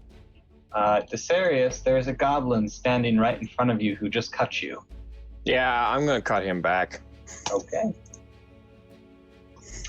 Well, a 19 will hit, the 8 not so much. For 13 damage, Yep. you bifurcated the goblin. Good sir, well done. The great axe flashes forward, and another one bites the dust. None of them bites the dust. Okay. So the goblins get to go. 10, 20, 25, 30. This one comes up to the bridge.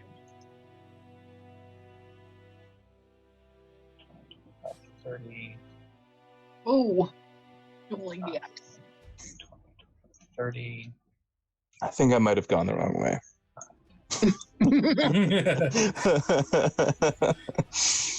Oh my. And then we're just going to quickly grab the rest of them. Up there. Okay. So yeah, a bunch more goblins start to appear just underneath the bridge and just atop the bridge. The only one that can actually do anything is the one on top of the cliff here, and takes his short bow, pulls it back. He's going to launch an attack at Wenry. Bring it. Nope. Hits the dirt right in front of you. All right, Moto, your turn. Well, I've got one that's sitting, let's say, right at the bridge right here. Yep. So, bonus action is I'm going to move the prey to him. So Slayer's Prey onto that one. Yep. I'm going to move into these woods right there for a little bit of cover, and I'm going to shoot that guy with a crossbow. All right, so in the shade of the tree, without him being able to see you, you pull the trigger. Thwunk. You hit. Plus another d6. So 10 total damage. Another one falls. This one, unbeknownst to any of the goblins below. All right, anything else from Moto? No, not at this time. All right, I'm, Wenry. Yeah. So I'm gonna move up 25 feet. 1, 2, 3, 4, 5. Thank you. And then I am going to target the same rock that is the same rock that I used to make the initial distraction. Okay. I don't actually. Can I use one of these rocks? 1 to 5 pounds. Yeah, sure. Okay, cool. I'm gonna use one of those, and launch a catapult at this one. All right, Believe that's dexterity range. saving throw. 16. 16. I think might save if I just 16 saves. Yeah. Okay.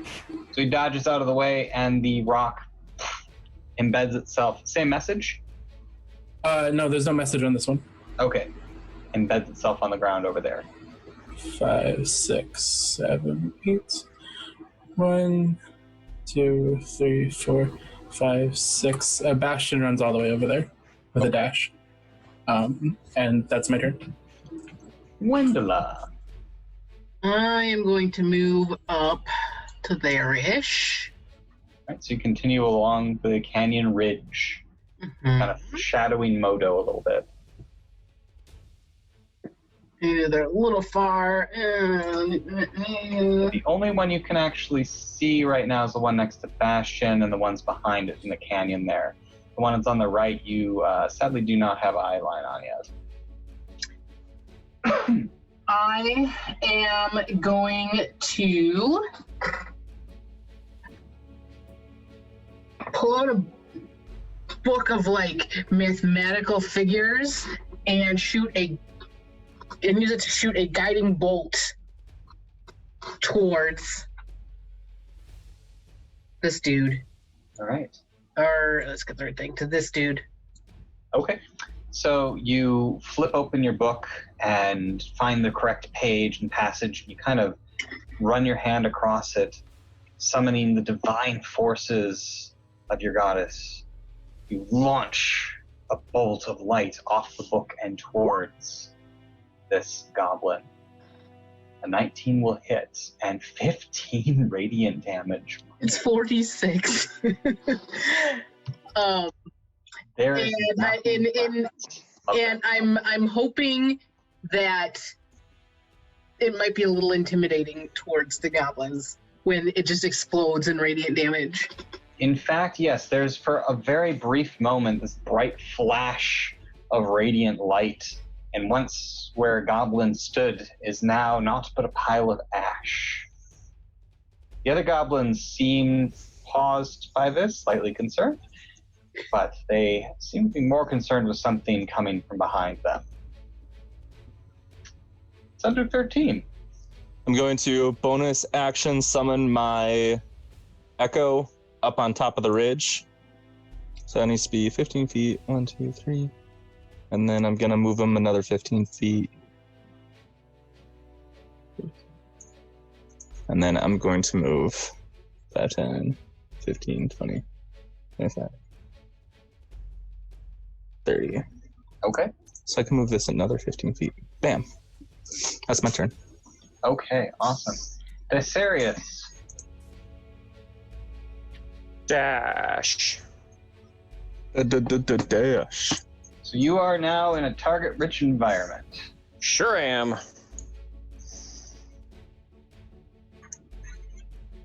Okay. The goblins get to go. They began to form up ranks and pull out bows and arrows, all aiming at the closest target, Dysarius.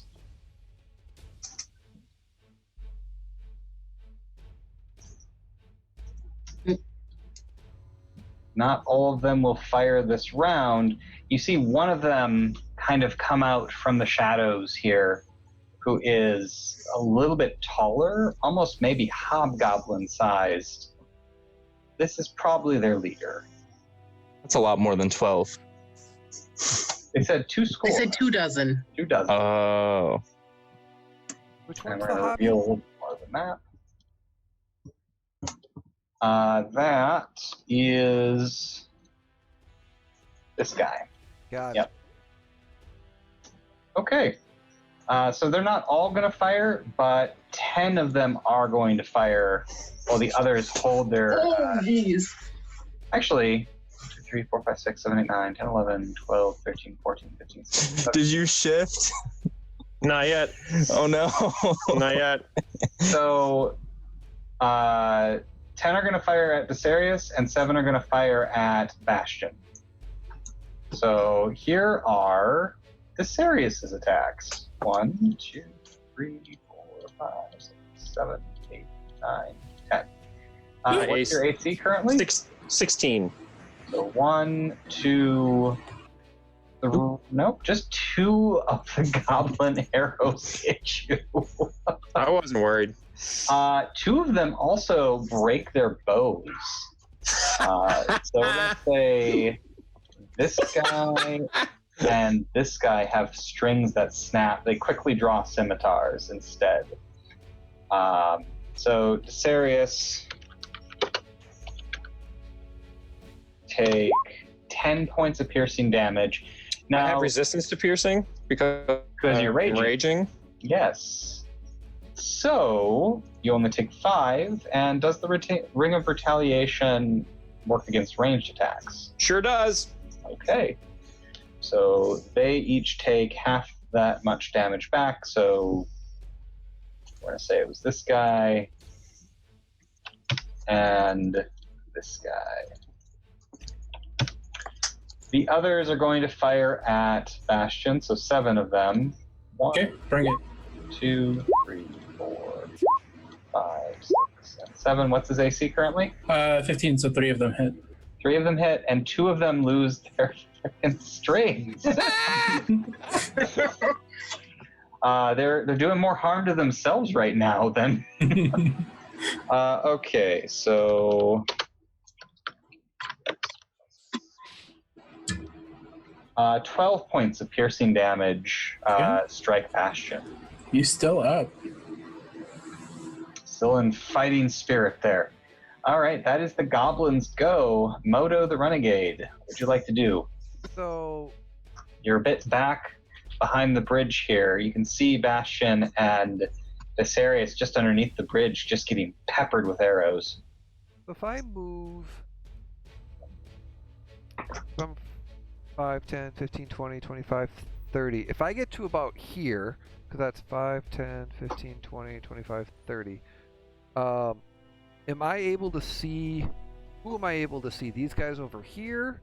Yes, you can see them from your current position. I can't see these guys, correct? Because of Not the ridge. yet, no. But if I was able to get on top of this area, so to speak, I would be able to get the... You could hit any of them then. All right. Unfortunately, I do not recall what is the range of my Slayer's Prey. 60 feet. So unfortunately, these guys are going to be out of range. All right. So then that won't be a... Then, yeah, I can't switch it. Well, actually, it's still on the dead guy. Does it go away when he's dead? Yes. Okay. So then that's fine. So then I will simply attack the one that's over on the over here. All right. So, Make your attack roll. actually, is this guy available? I'm going to go with no. Okay. You could. He's just going to have a little bit of cover. Got it. We'll just take the easy shot. Okay. All right. Here we go. So crossbow. 18 will hit. Go ahead and roll damage. 10 points. More than enough to kill any goblin. All right. The bolt flies off the crossbow, kind of soars underneath the bridge, just over Desarius' head, and then impacts him. Actually sends him back 5 feet. Awesome. All right. Anything else from Moto? No, not really. Just kind of just on the outskirts, ready, getting prepped. Wenry Cogwell. Yeah. What do you do? Well, I'm gonna dash forward. It's right there. Okay. So you're underneath the bridge. Yeah, and then I'm going to order Bastion to do a repair cycle. Okay. So Bastion fixes some of the damage done to him. 2d8 plus 2. That's almost everything he was hit with. Mm-hmm. For 11. Yeah, that's pretty much all the damage that was dealt to him by the goblins. The arrows just kind of plunk out of him as he magically fixes himself. Hell yeah. And that's my turn. Okay, Wendela, you're still a little bit back behind Moto there along the ridge line. What would you like to do? So gonna move forward to there. Okay. Which should put me... Oh, yeah. Any of these Unfortunately, three. you can't see any of them. I can't see any of those? No, so right now from where you're standing, this is kind of your line of sight. Because That's what I can see these guys over here. blocks it. Yeah, so you can see. Okay. these guys. That's cool. I'm going to do the same thing again then with my guiding bolt, because that's got 120 foot range. So which one do you want to strike at? I'm gonna go for this tutor. Okay. The leftmost one from your perspective, you let loose your guiding bolts. An 18 will absolutely hit. A 16, another goblin flares for a moment, a bright beacon of radiance and knowledge, glorifying your goddess, God, Agma, and then is reduced to ash. Anything else from Wendela? Subject 13. I don't think so. Here, no. I'm going to move my echo exactly 30 feet away from me, and then bonus action teleport to its location. Okay. If you wanted to put it down a layer so that it can just be underneath me, so then I don't have to like delete it and move it or anything. And there. Okay. So then I'm gonna go 5, 10, 15, You're on 20, top of the bridge currently. 25, 30. I'm going to just clear my throat. If any of you do not want to die today, surrender, and we will spare you. But if you choose death, then we will have no mercy. That's my turn. Make a persuasion test. Can I do intimidation instead? I feel like the delivery there wasn't entirely intimidating. I can You change just say it. you were going to kill them all. We will destroy all of you. All right, go ahead and make an intimidation test. Oh. So your voice stand on cracked as top you're of the saying. bridge, striking a pose, trying to be as menacing as you possibly can. And there's a moment of quiet calm that settles over everything before the big goblin goes, That's a good one.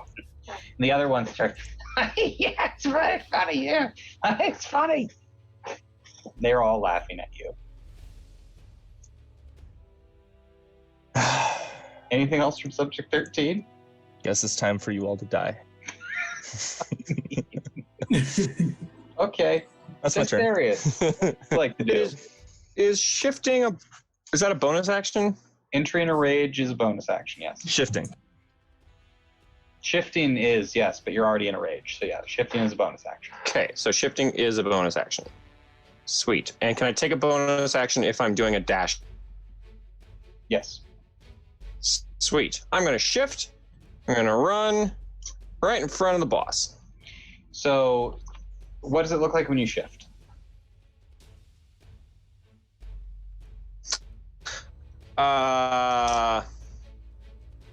So he runs and he kind of tenses for a second, and these armor plates kind of grow out of his skin and his horn elongates, and yeah.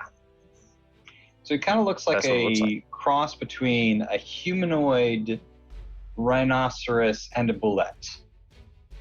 And Yeah, if you know what Rhino looks like from Spider-Man villain, kind of and looks like that. as they're all laughing, all of a sudden there's this This charging thing at them.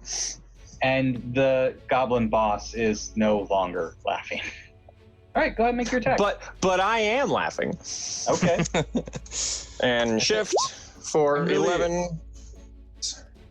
I'm personally feel as though Dicerius is trying to get redeem 13 and his humility, bro. his lost dignity. Okay, so that's Dicerius' turn. The goblins are gonna go. They're going to use Nimble Escape around Dicerius. 3, 4. Oh, the goblin boss is running away. Well, he's tactically retreating. Let's be fair here. I told you. The Scimitar is gonna try to rush up. Gonna get to Bastion, but isn't going to be able to hit him. Gets Bastion, but can't hit him. This one's actually gonna dash away because he doesn't have a bow anymore. This one is going to get up to Dicerius and try to hit him because he's not afraid. So we've got 3 archers firing at 13, 2 scimitars on Bastion, 1, 2, 3, 4, 5, 6, 7, 8 archers on Dicerius. So let's start with a 3 on 13. 1, 2, 3. Oh. I think that crit's gonna hit, right? Yes, I crits don't always hit. think it does. Correct. All right. So double the dice rolled.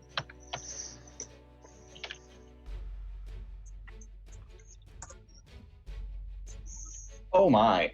11 points of piercing damage. One of them gets a lucky shot in. Bloodied. Yup.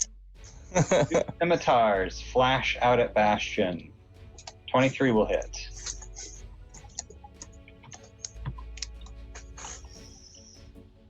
Yeah. 7 points of slashing damage on the machine. And then, how many did we say? 1, 2, 3, 4, 5, 6, 7, 8. 8 archers and 1 scimitar on Desarius.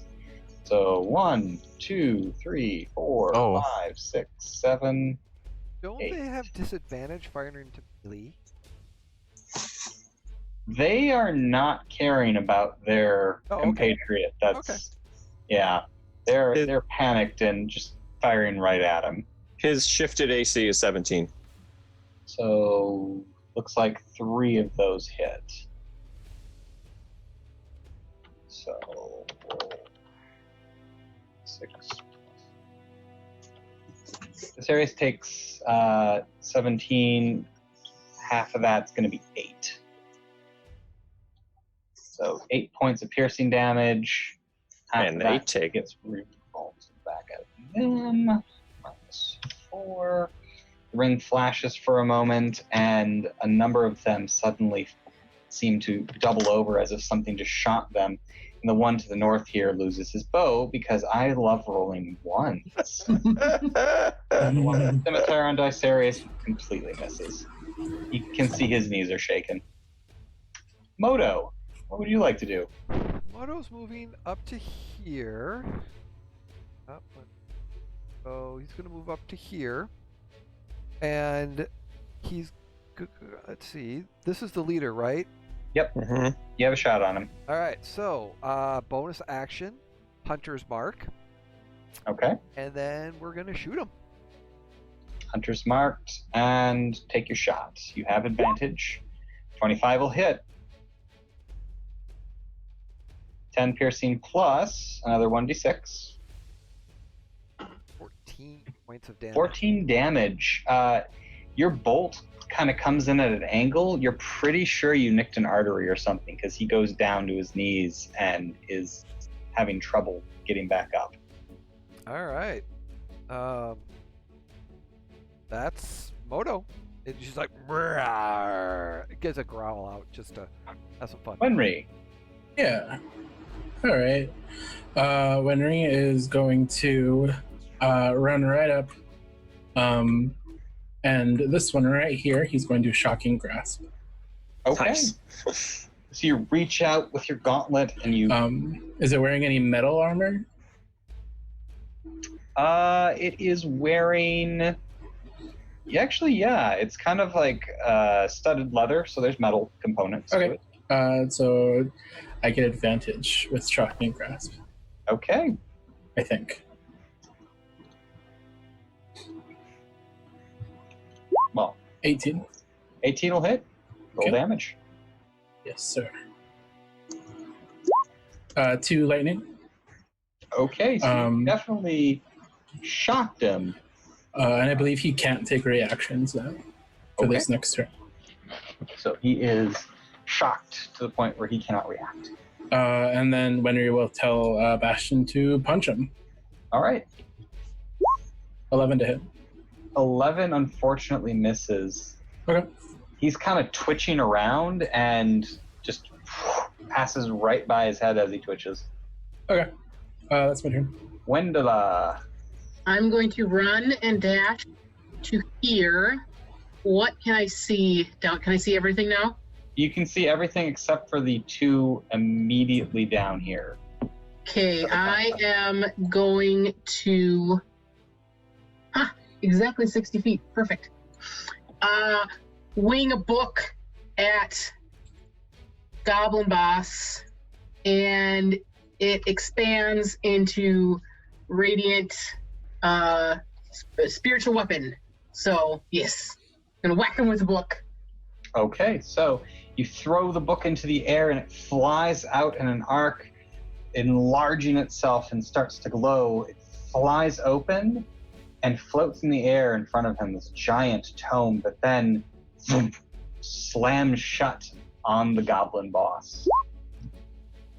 A 10 to hit unfortunately misses. He Sad kind of day. dodges back, still very pained from the bolt that's sticking out of his neck, but just spry enough to get out of the way. Okay, that's my turn. back to the top of the order. 13, you're standing on top of the bridge, bloodied. What would you like to do? Moving, summoning my echo, or moving my echo. Oh no! Bonus action summoning, because yeah. And then one long sword against top goblin. All right, go for it. 17 for hit. 12 slashing.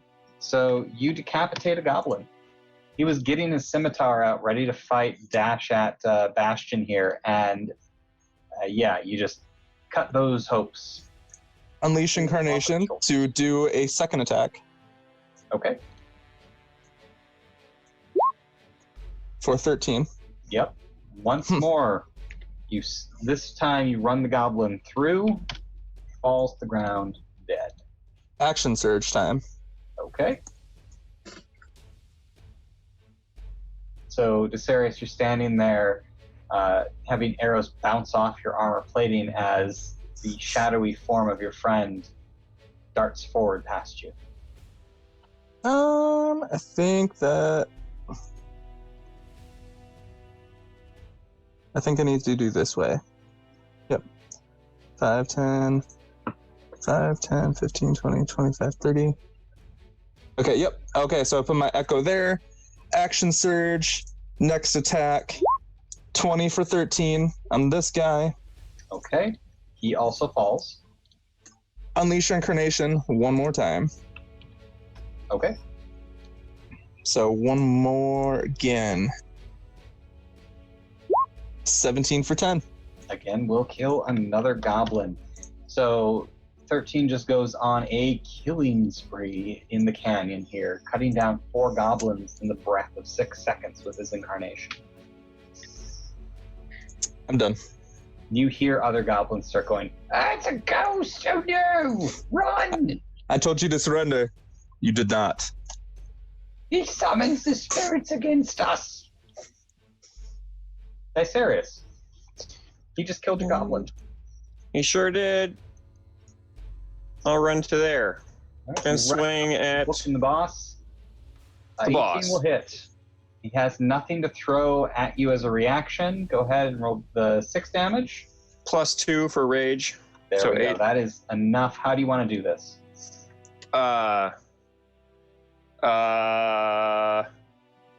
So the first swing comes down, takes one leg out, and as he's falling, he comes back and gets him right this way. Okay. Smashing him into the ground. The goblin boss is now dead. Anything else from Dysarius? No, that's his turn.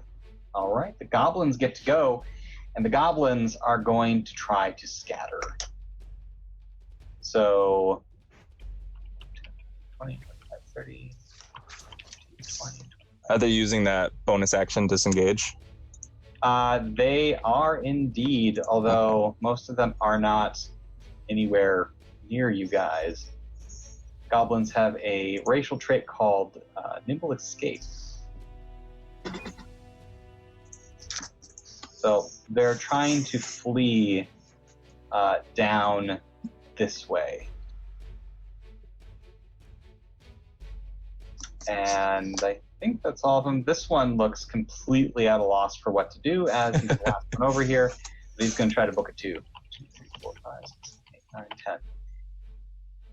All right. Moto, what would you like to do? Oh, let's see. We're going to go there. So, I think that was it. Okay. 5, 10, 15, 20, 25, 30. Yep. And then I need to see who is... Alright. So... Alright. So...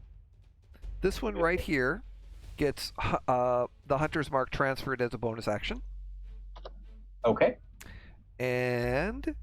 Moto shoots him as the last compression. So 23. He's dead. Okay. So basically the repeating crossbow, last one comes out of this chamber and it just And Beam inject from the side. is it a bonus action? To reload? Yeah. Oh, I thought it was a new cylinder. No. It's an action, dude. Yeah, so you have to take full action to reload it. So next round I'll be I'm out of ammo from the cylinder. So next round I'm gonna grab the cylinder and reload. So Okay. now this is what he's doing. Wenry. Yeah. I am gonna. Well, let's see here. How far can? Oh yeah, he makes it over there. So he's gonna command Bastion to go over there.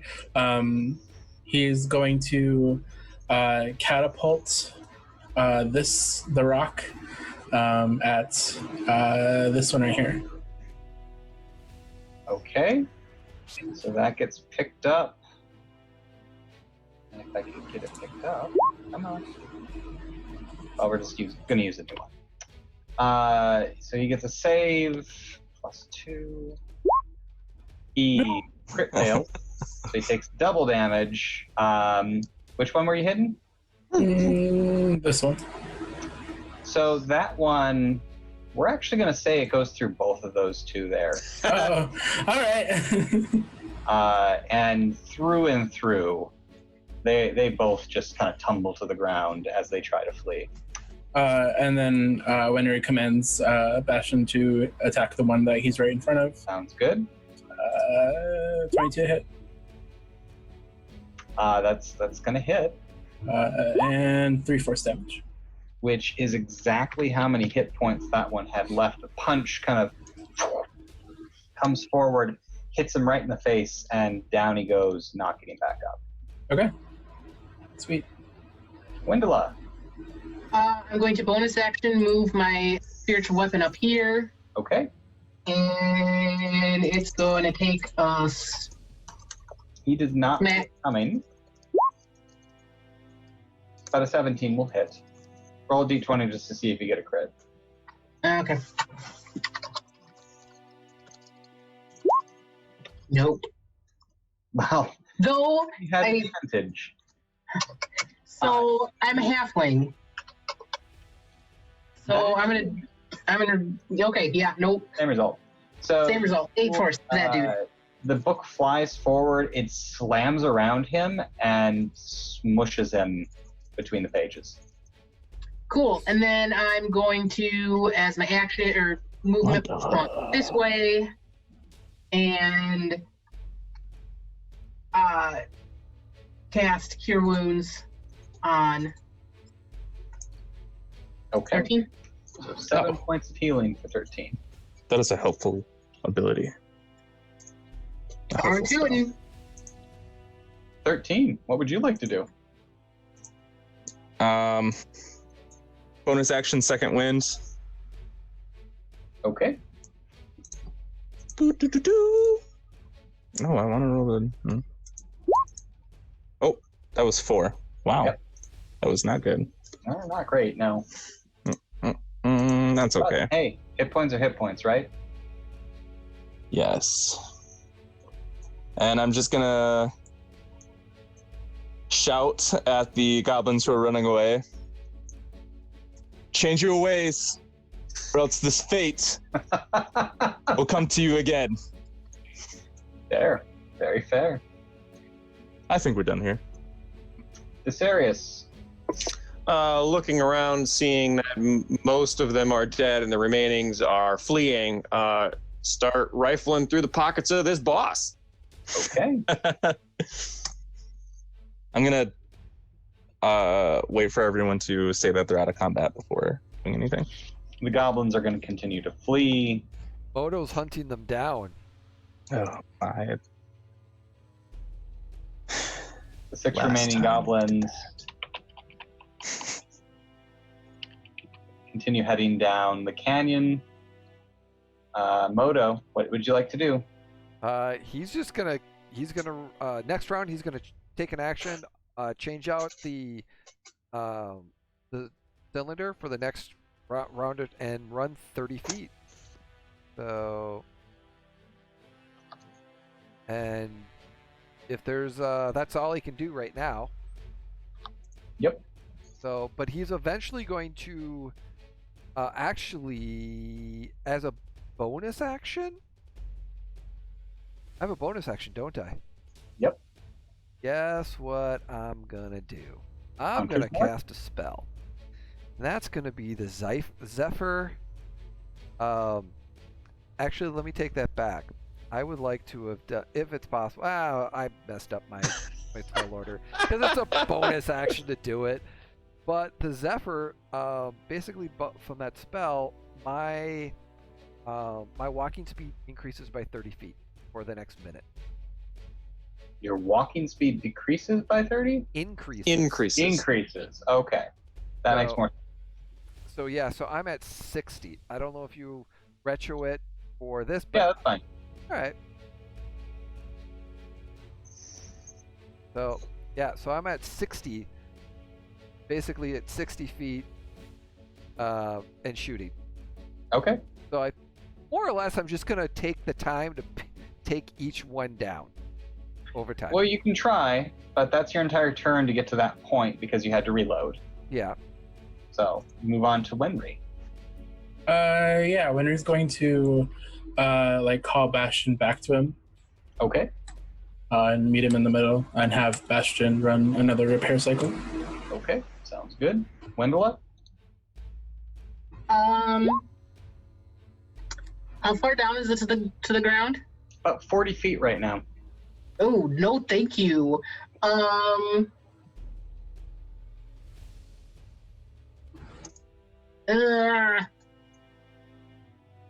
Yeah, she's going to not jump. She's actually kind of dexterous, but Seems like a not going to wise jump. decision. Huh? Seems like a wise decision. Yeah. She's going to dig around for a rope, maybe, to use that to climb down. You find a rope, you tie it off, but that will be your action to secure it. Okay, can I use my movement to climb down it? Yes, you can. Okay, I'll do that and get down to the ground. Yep. Using gravity as an assist, you're able to descend the rope safely. Cool. I think that's my turn. 13, Moto seems to be going after him.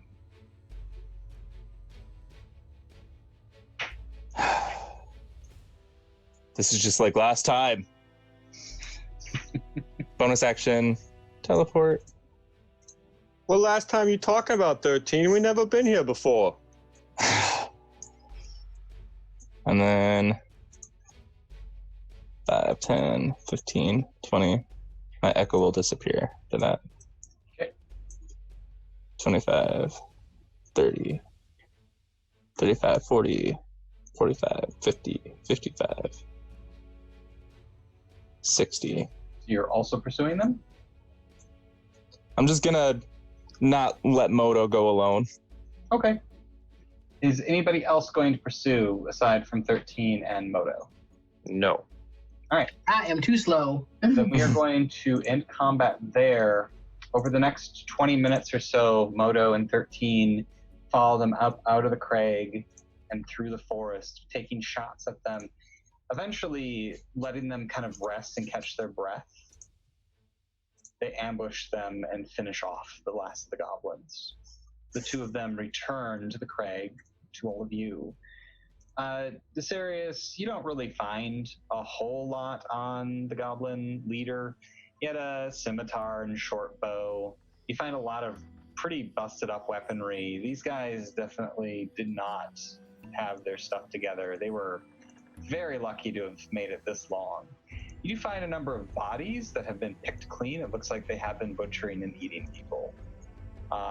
You do find a bunch of crates that are pretty mundane belongings, clothing, some kind of jewelry and stuff that it doesn't seem like it would be very valuable, grain. You find a couple bolts of silk that Grain? are large. Yes, grain.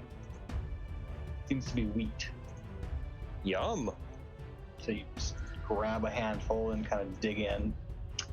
But yeah, some farming equipment. It seems like the merchants they were hitting had no rhyme or reason. It wasn't like they were robbing rich people. They were just picking off who they could on the road. We were just trying to survive. Well, they didn't do a very good job. I gave them a choice. You did, and they laughed at you. I gave them a choice, Moto. They turned it down. I know. It's It's okay, 13. They made their choice. That's the way of the world. So your group has rejoined one another back in the crag. What would you like to do? I'm hungry. Yeah, me too. You want some grain? No, I want whatever they're having at the place. The party? Yeah. Oh yeah, there's a party tonight. Did you forget? That's why we're here. Okay. I need a shower. I just start walking. All right. So your group heads back out of the crag. You head back to the road. Sure enough, the carriage is about 60 feet down the way, turned over on its side. Both goblins missing. You could follow their trail. They seem to be heading north out of the region here. And yeah, you have a good feeling you're probably never going to see them again. How long is it until the 3 hours are up that we need to be back? You have about an hour. Did you want to stop at the Owlbear Cave? No, I'm tired. Okay. Hungry. So you're able to get the carriage right side up. If we do pass by, though, I want to dig into that little tomb. Like, Okay. Why not? So you do get to the tomb, and you know just on the other side of the waterfall, there's at least one owlbear. At least you think there might be. Maybe more. Curious about this tomb. The tomb has writing in Elvish.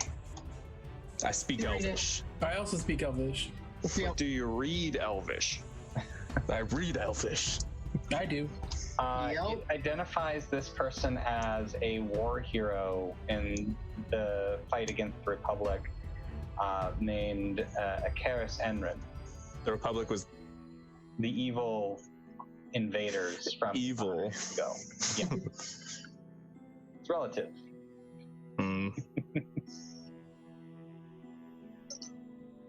I dig her up.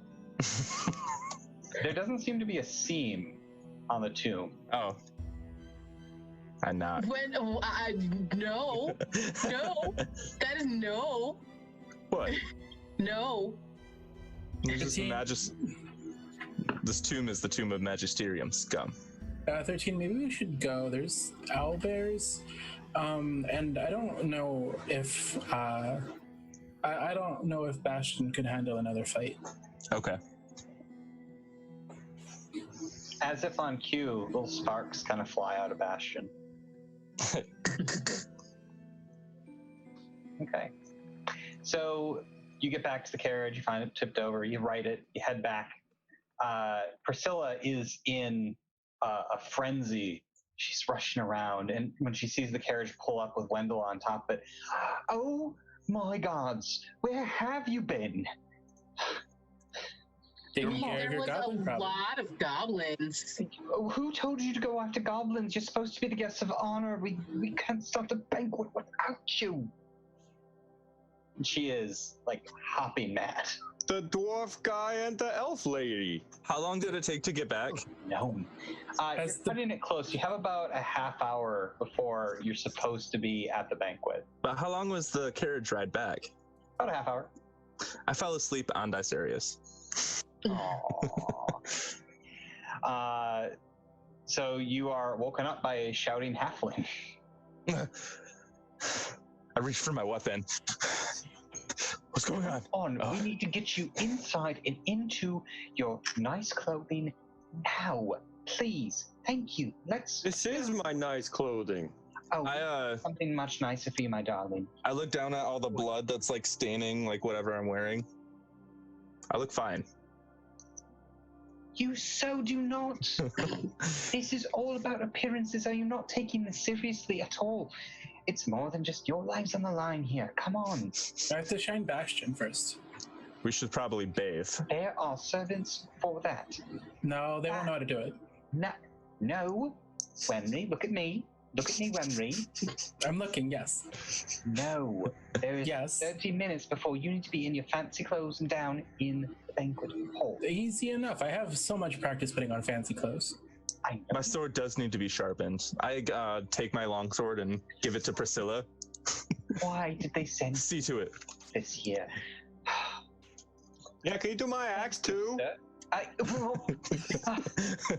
Yes, sir, I can. Thank you. I will make sure these are taken care of and returned to you upon your entry to the hall. Come with me, please. We need to get you dressed and bathe. You stink terribly. Come on. She leads you inside. You are So we're out. led to different rooms where servants quickly draw baths for you, strip you out of your clothing, bathe you, and Wenry, all this time you're trying to polish Bastion, but you are rudely forced into a tub. As you are Are we all bathing in the same room? No, you each have your own room. Okay. Each is very comfortably appointed. You have a nice 4-poster bed with a nice canopy over the top. Each of them has a window either overlooking the forest or the gardens. Desarius, your room actually has that golden tree is right outside the window, and one of the branches kind of leads into the room.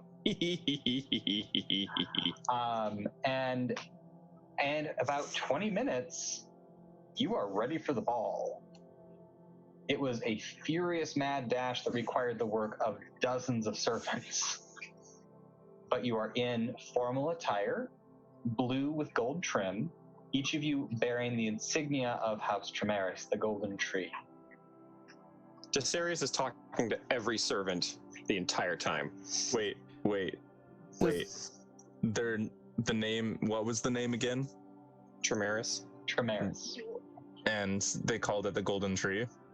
Yes. Didn't they say the tree you were eating from was the golden ash?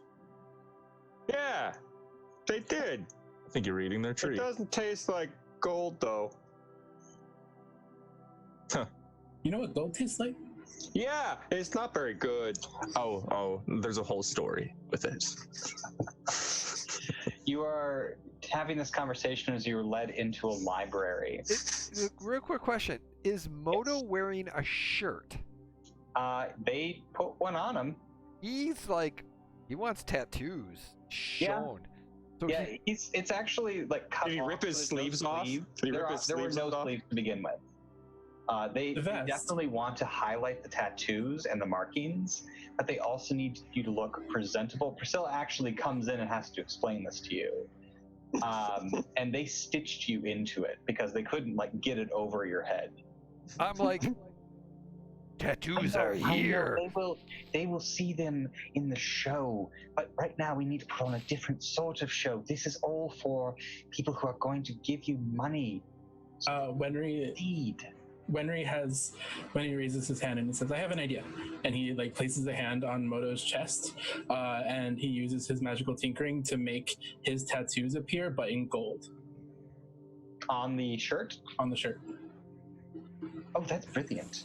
That is, she Wenry. takes your face and gets real close and says, that is brilliant. You're my favorite now. Priscilla. Yeah. I think you might want to rethink that, but sure. She pulls out your longsword and hands it out to you. Thank it has you. been sharpened and polished. Your axe, it's been ground back down to a nice sharp edge. Some of the nicks have been worked out, and the blood has been cleaned off. Excuse me, those nicks were precious to Desarius. I don't think so. Pure rinse. Look at it. Oh, why? Okay, my ulcers are coming back. All right, I'm gonna go get Lady Tremaris. I need you all to be on your best behavior with her. She is filthy. She is extremely scary. Is there food nearby? There is a plate of snacks kind of laid out. I'm gonna just start going to He town. heads out as you. You're gonna have to fight Wenry for it. Looking I will. around the library, there What kind are of snacks? scores of books. There's a nice fire in the fireplace. Give me Wendell looks exceptionally conflicted for books or food. Wenry like whispers to Wendell, "I'll get you something. Just go get books." Okay. So, Wendell, as you're browsing about, you come to a section that has no books or bookshelf. It's an exposed section of stonework that looks fresh, as if something crashed through this wall not terribly long ago, and this was recently patched. Is it okay if we assume that we took a short rest, by the way? Oh, yeah, absolutely. Cool. You were bathed and pampered for the last half hour, so you've definitely taken a short rest. A few moments later, the doors open and 6 guards walk in, each bearing the house crest. After them, a woman in a long flowing gown that's semi-blue but also sort of silverish, wearing a diadem that has the house crest on it, walks in. Her hair is stark white, her skin is blue. She takes in the group for a moment. I'm serious. My mouth is stuffed with food. Wenry is like stuffing his pockets with food, and like has like wraps up something special for Miss Jamdor. Champions, welcome to my home. I am so pleased to meet you all. I am Lady Ophelia Tremaris, Grand Archmagister of Dios Hold. Welcome to my home. Are you comfortable? No. Wenry bows and says yes. You must be Master Cogwell. I've heard very much about you and very eager to see what you can do. As am I, your ladyship. You already introduced yourself, my large friends. Dasarius Ironhide. Hey, that's me. I watched your run on the gauntlet. It was very impressive. You did? Aw. It was fun. This is different. She indicates Moto's shirt. I did that, ma'am. Oh, I was about to ask Priscilla if she had Mr. Cogwell. Well, it was Priscilla's idea. I just sort of did it. You may have a future in fashion, my dear. He blushes a little bit. And you must be Miss Jamjar. It's a pleasure to meet someone so well learned. I do my best. I hear that if you win, you're going to become a professor. That is the goal. Well, we have much to discuss on magical theory then upon your return. I look forward to that conversation dearly. She finally turns to 13. And then there's you. Yeah. The prickly thorn that will lead this group to victory. Mr. 13, I know there's no love lost for the magisterium in your history, but I appreciate what you're doing, and I know why you're doing it, but I'm glad that you're doing it anyways. Thank you. It's no problem. Now, I am going to introduce all of you in the hall in a moment. You will have a feast in your honor, and you will meet a lot of people. Try to be on your best behavior. Don't hit anybody. These people are here to give you money to help you excel at the game. I have but one request of all of you regarding the game. She pauses for a moment, glances at the wall that was recently destroyed and rebuilt, and then back to you. Do we see her look at the wall? Give me a perception test. 18. Not bad. Anybody else making it? Sure. 17. 21. Wenry. Okay. Wenry, you're the only one that notices. Wenry, stay silent about it. It is just the briefest of moments, the subtlest of glances. Oh, 13 also notices. Don't say anything either. I ask that you win. Please, don't die. I don't ask this on my behalf. I have everything I could possibly need. My people have everything they could possibly need. But I am fielding you as a team because I believe you can succeed. I believe you are powerful enough to win this. I want you to prove me right. Don't die. Okay. Thank you. Now, shall we? She leads you down the hallway through a set of double doors into a loud banquet hall where she introduces you. How long does that take to get from where we are to those doors? Not very long, about 15 seconds. As we're walking, he taps her on the shoulder. Hey, where'd you get that big tree outside? It's delicious. You've been eating it. Yeah, it's real good. That was a gift, actually, from the Celestial Grove to my family. It's why we are such proficient farmers in this region. And then the doors open. Yep. While we're walking, Wenry will tap Wendela's shoulder and slide her a peanut butter and jelly sandwich wrapped in a napkin. Yeah, I take it eagerly and quickly stuff. Okay. So As the doors are opening, she's cramming food in her face. Yes. Yeah. Yep. And I'm like, because peanut butter.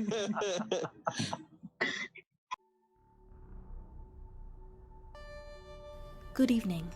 It is I, Ophelia Tremaris, Archmagister of Dios Hold, here to announce that I will be sponsoring a new team this 244th season of the world's greatest dungeon, brought to you by Scryervision, who I believe to be the future champions. My team of 5 includes a balance of wit, wisdom, with more than enough brute force and bloodthirsty ambition sprinkled in to make them a force to be reckoned with. Wendela Jamjar, the brains of the operation. This brilliant halfling wields divine magic of the knowledge domain, giving her the insight to solve any problem in any situation. Her hunger for knowledge has driven her beyond countless ruins and discoveries, landing her here. Wenry Cogwell, another brilliant, albeit eccentric halfling. Wenry is a seasoned adventurer that can fix anything, from the smallest of trinkets to weapons of war. Trap him, and he'll design a way out in no time. Dicerius Ironhide, a beastly barbarian that will tear his enemies limb from limb. Fresh from his victory on the gauntlet, this gargantuan man is as amiable as he is deadly. Subject 13, a deadly and mysterious half-orc firebrand with a tactical brain to match his blazing passion. Try to keep your eye on him. It's more difficult than it seems. Modo, the renegade of the Stained Fang tribe of lizard folk. Simply put, Modo hunts monsters and prefers to let his actions do most of his conversing. But don't be surprised if you catch him satiating his hunger on those who stand against our team. There you have it. The team to beat this season on Scryervision. Bring on all comers.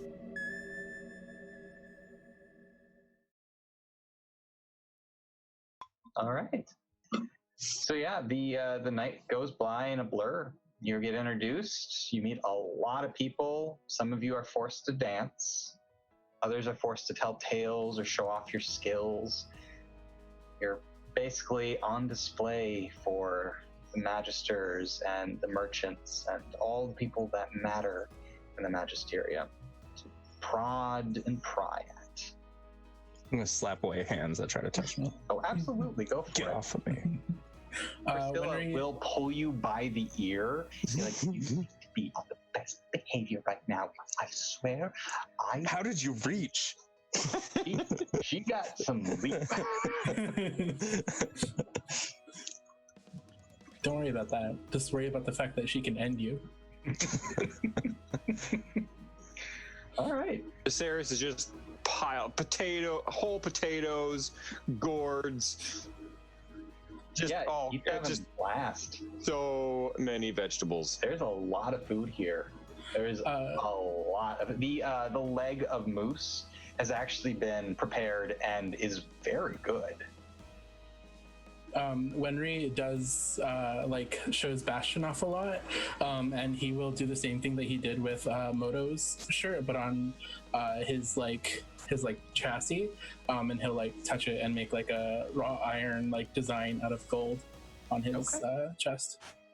Like of the tree.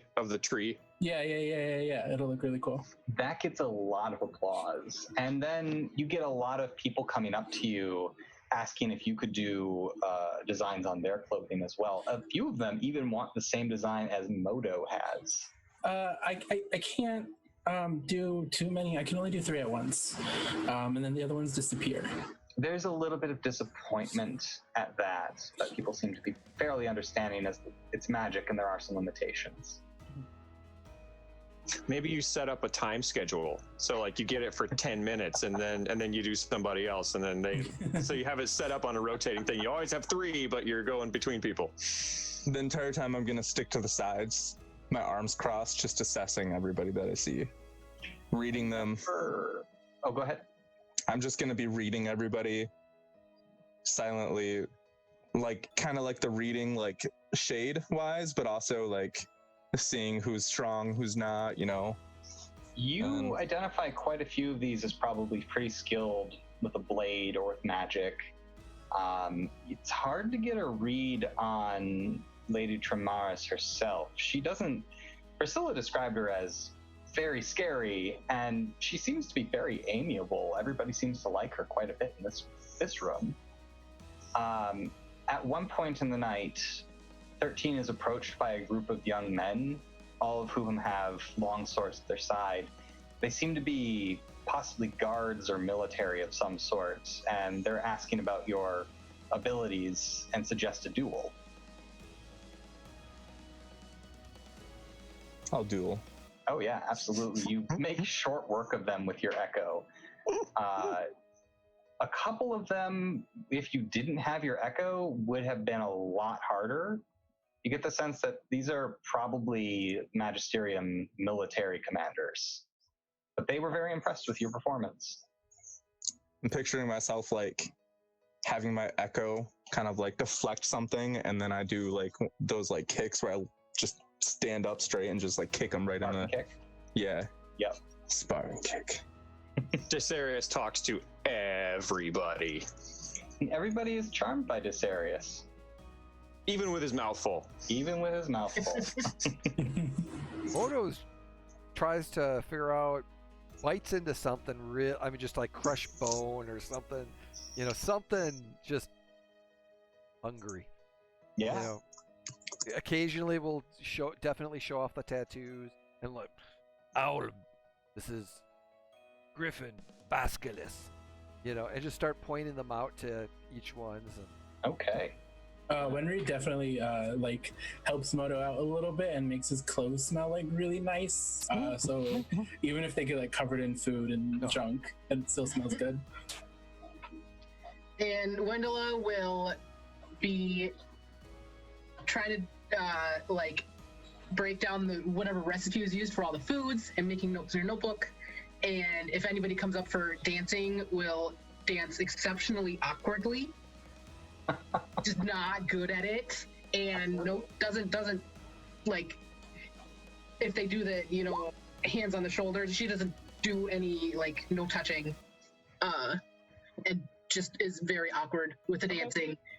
In addition to the awkward dancing, you also have a number of people who approach you, mostly noble women, but a few noblemen who want to discuss education and the status of the college and what your opinions on the current administration there are.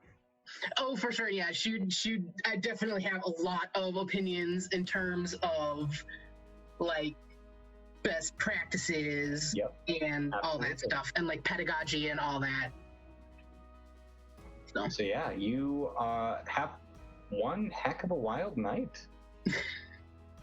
Each of you seems to charm the people that are there. Priscilla is always very near to each of you. It's odd how she seems to be popping up everywhere throughout the night at the same time.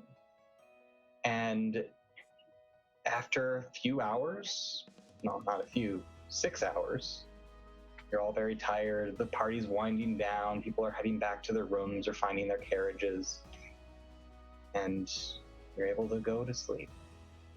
Does Dysarius's feet stick off the end of his bed? Oh, absolutely. The bed seems to be made for somebody much shorter than you. Moto sleeps on the floor. I don't go to sleep until Tremalia, that's her name, right? Until she leaves. Who? The lady? Ophelia? Ophelia. Ophelia. Whatever her last name is. Tremaris, yep. I was mixing her first name and her last name together. Yep, Tremaris. I actually like that. Tremalia. Yeah, I am going to be observing her and watching her the entire night. Okay. When I'm not kicking the butts of... Give me an insight test. Okay. 21. You get a pretty good read on her. She's a very good performer.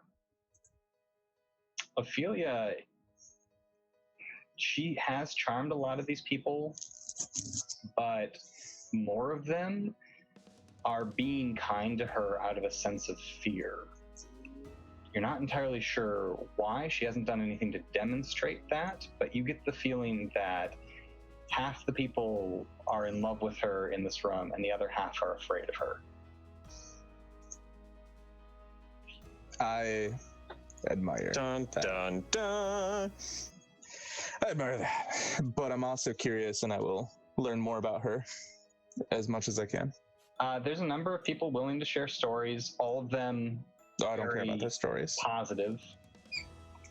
Okay, how are you finding more information? It's not going to be tonight. It's going to be okay. Yeah. Over time. Over time. It's an stories are just stories. Fair enough. But Dysarius listens to all of them. Every single one. Quite a few of the elderly members of the magisterial nobility sit down with Dysarius and just tell long rambling stories to him. And he's wrapped. He loves every minute of it. I am reassured about how people view her, because I think that the fear and the love will help our chances. Can't hurt. All right.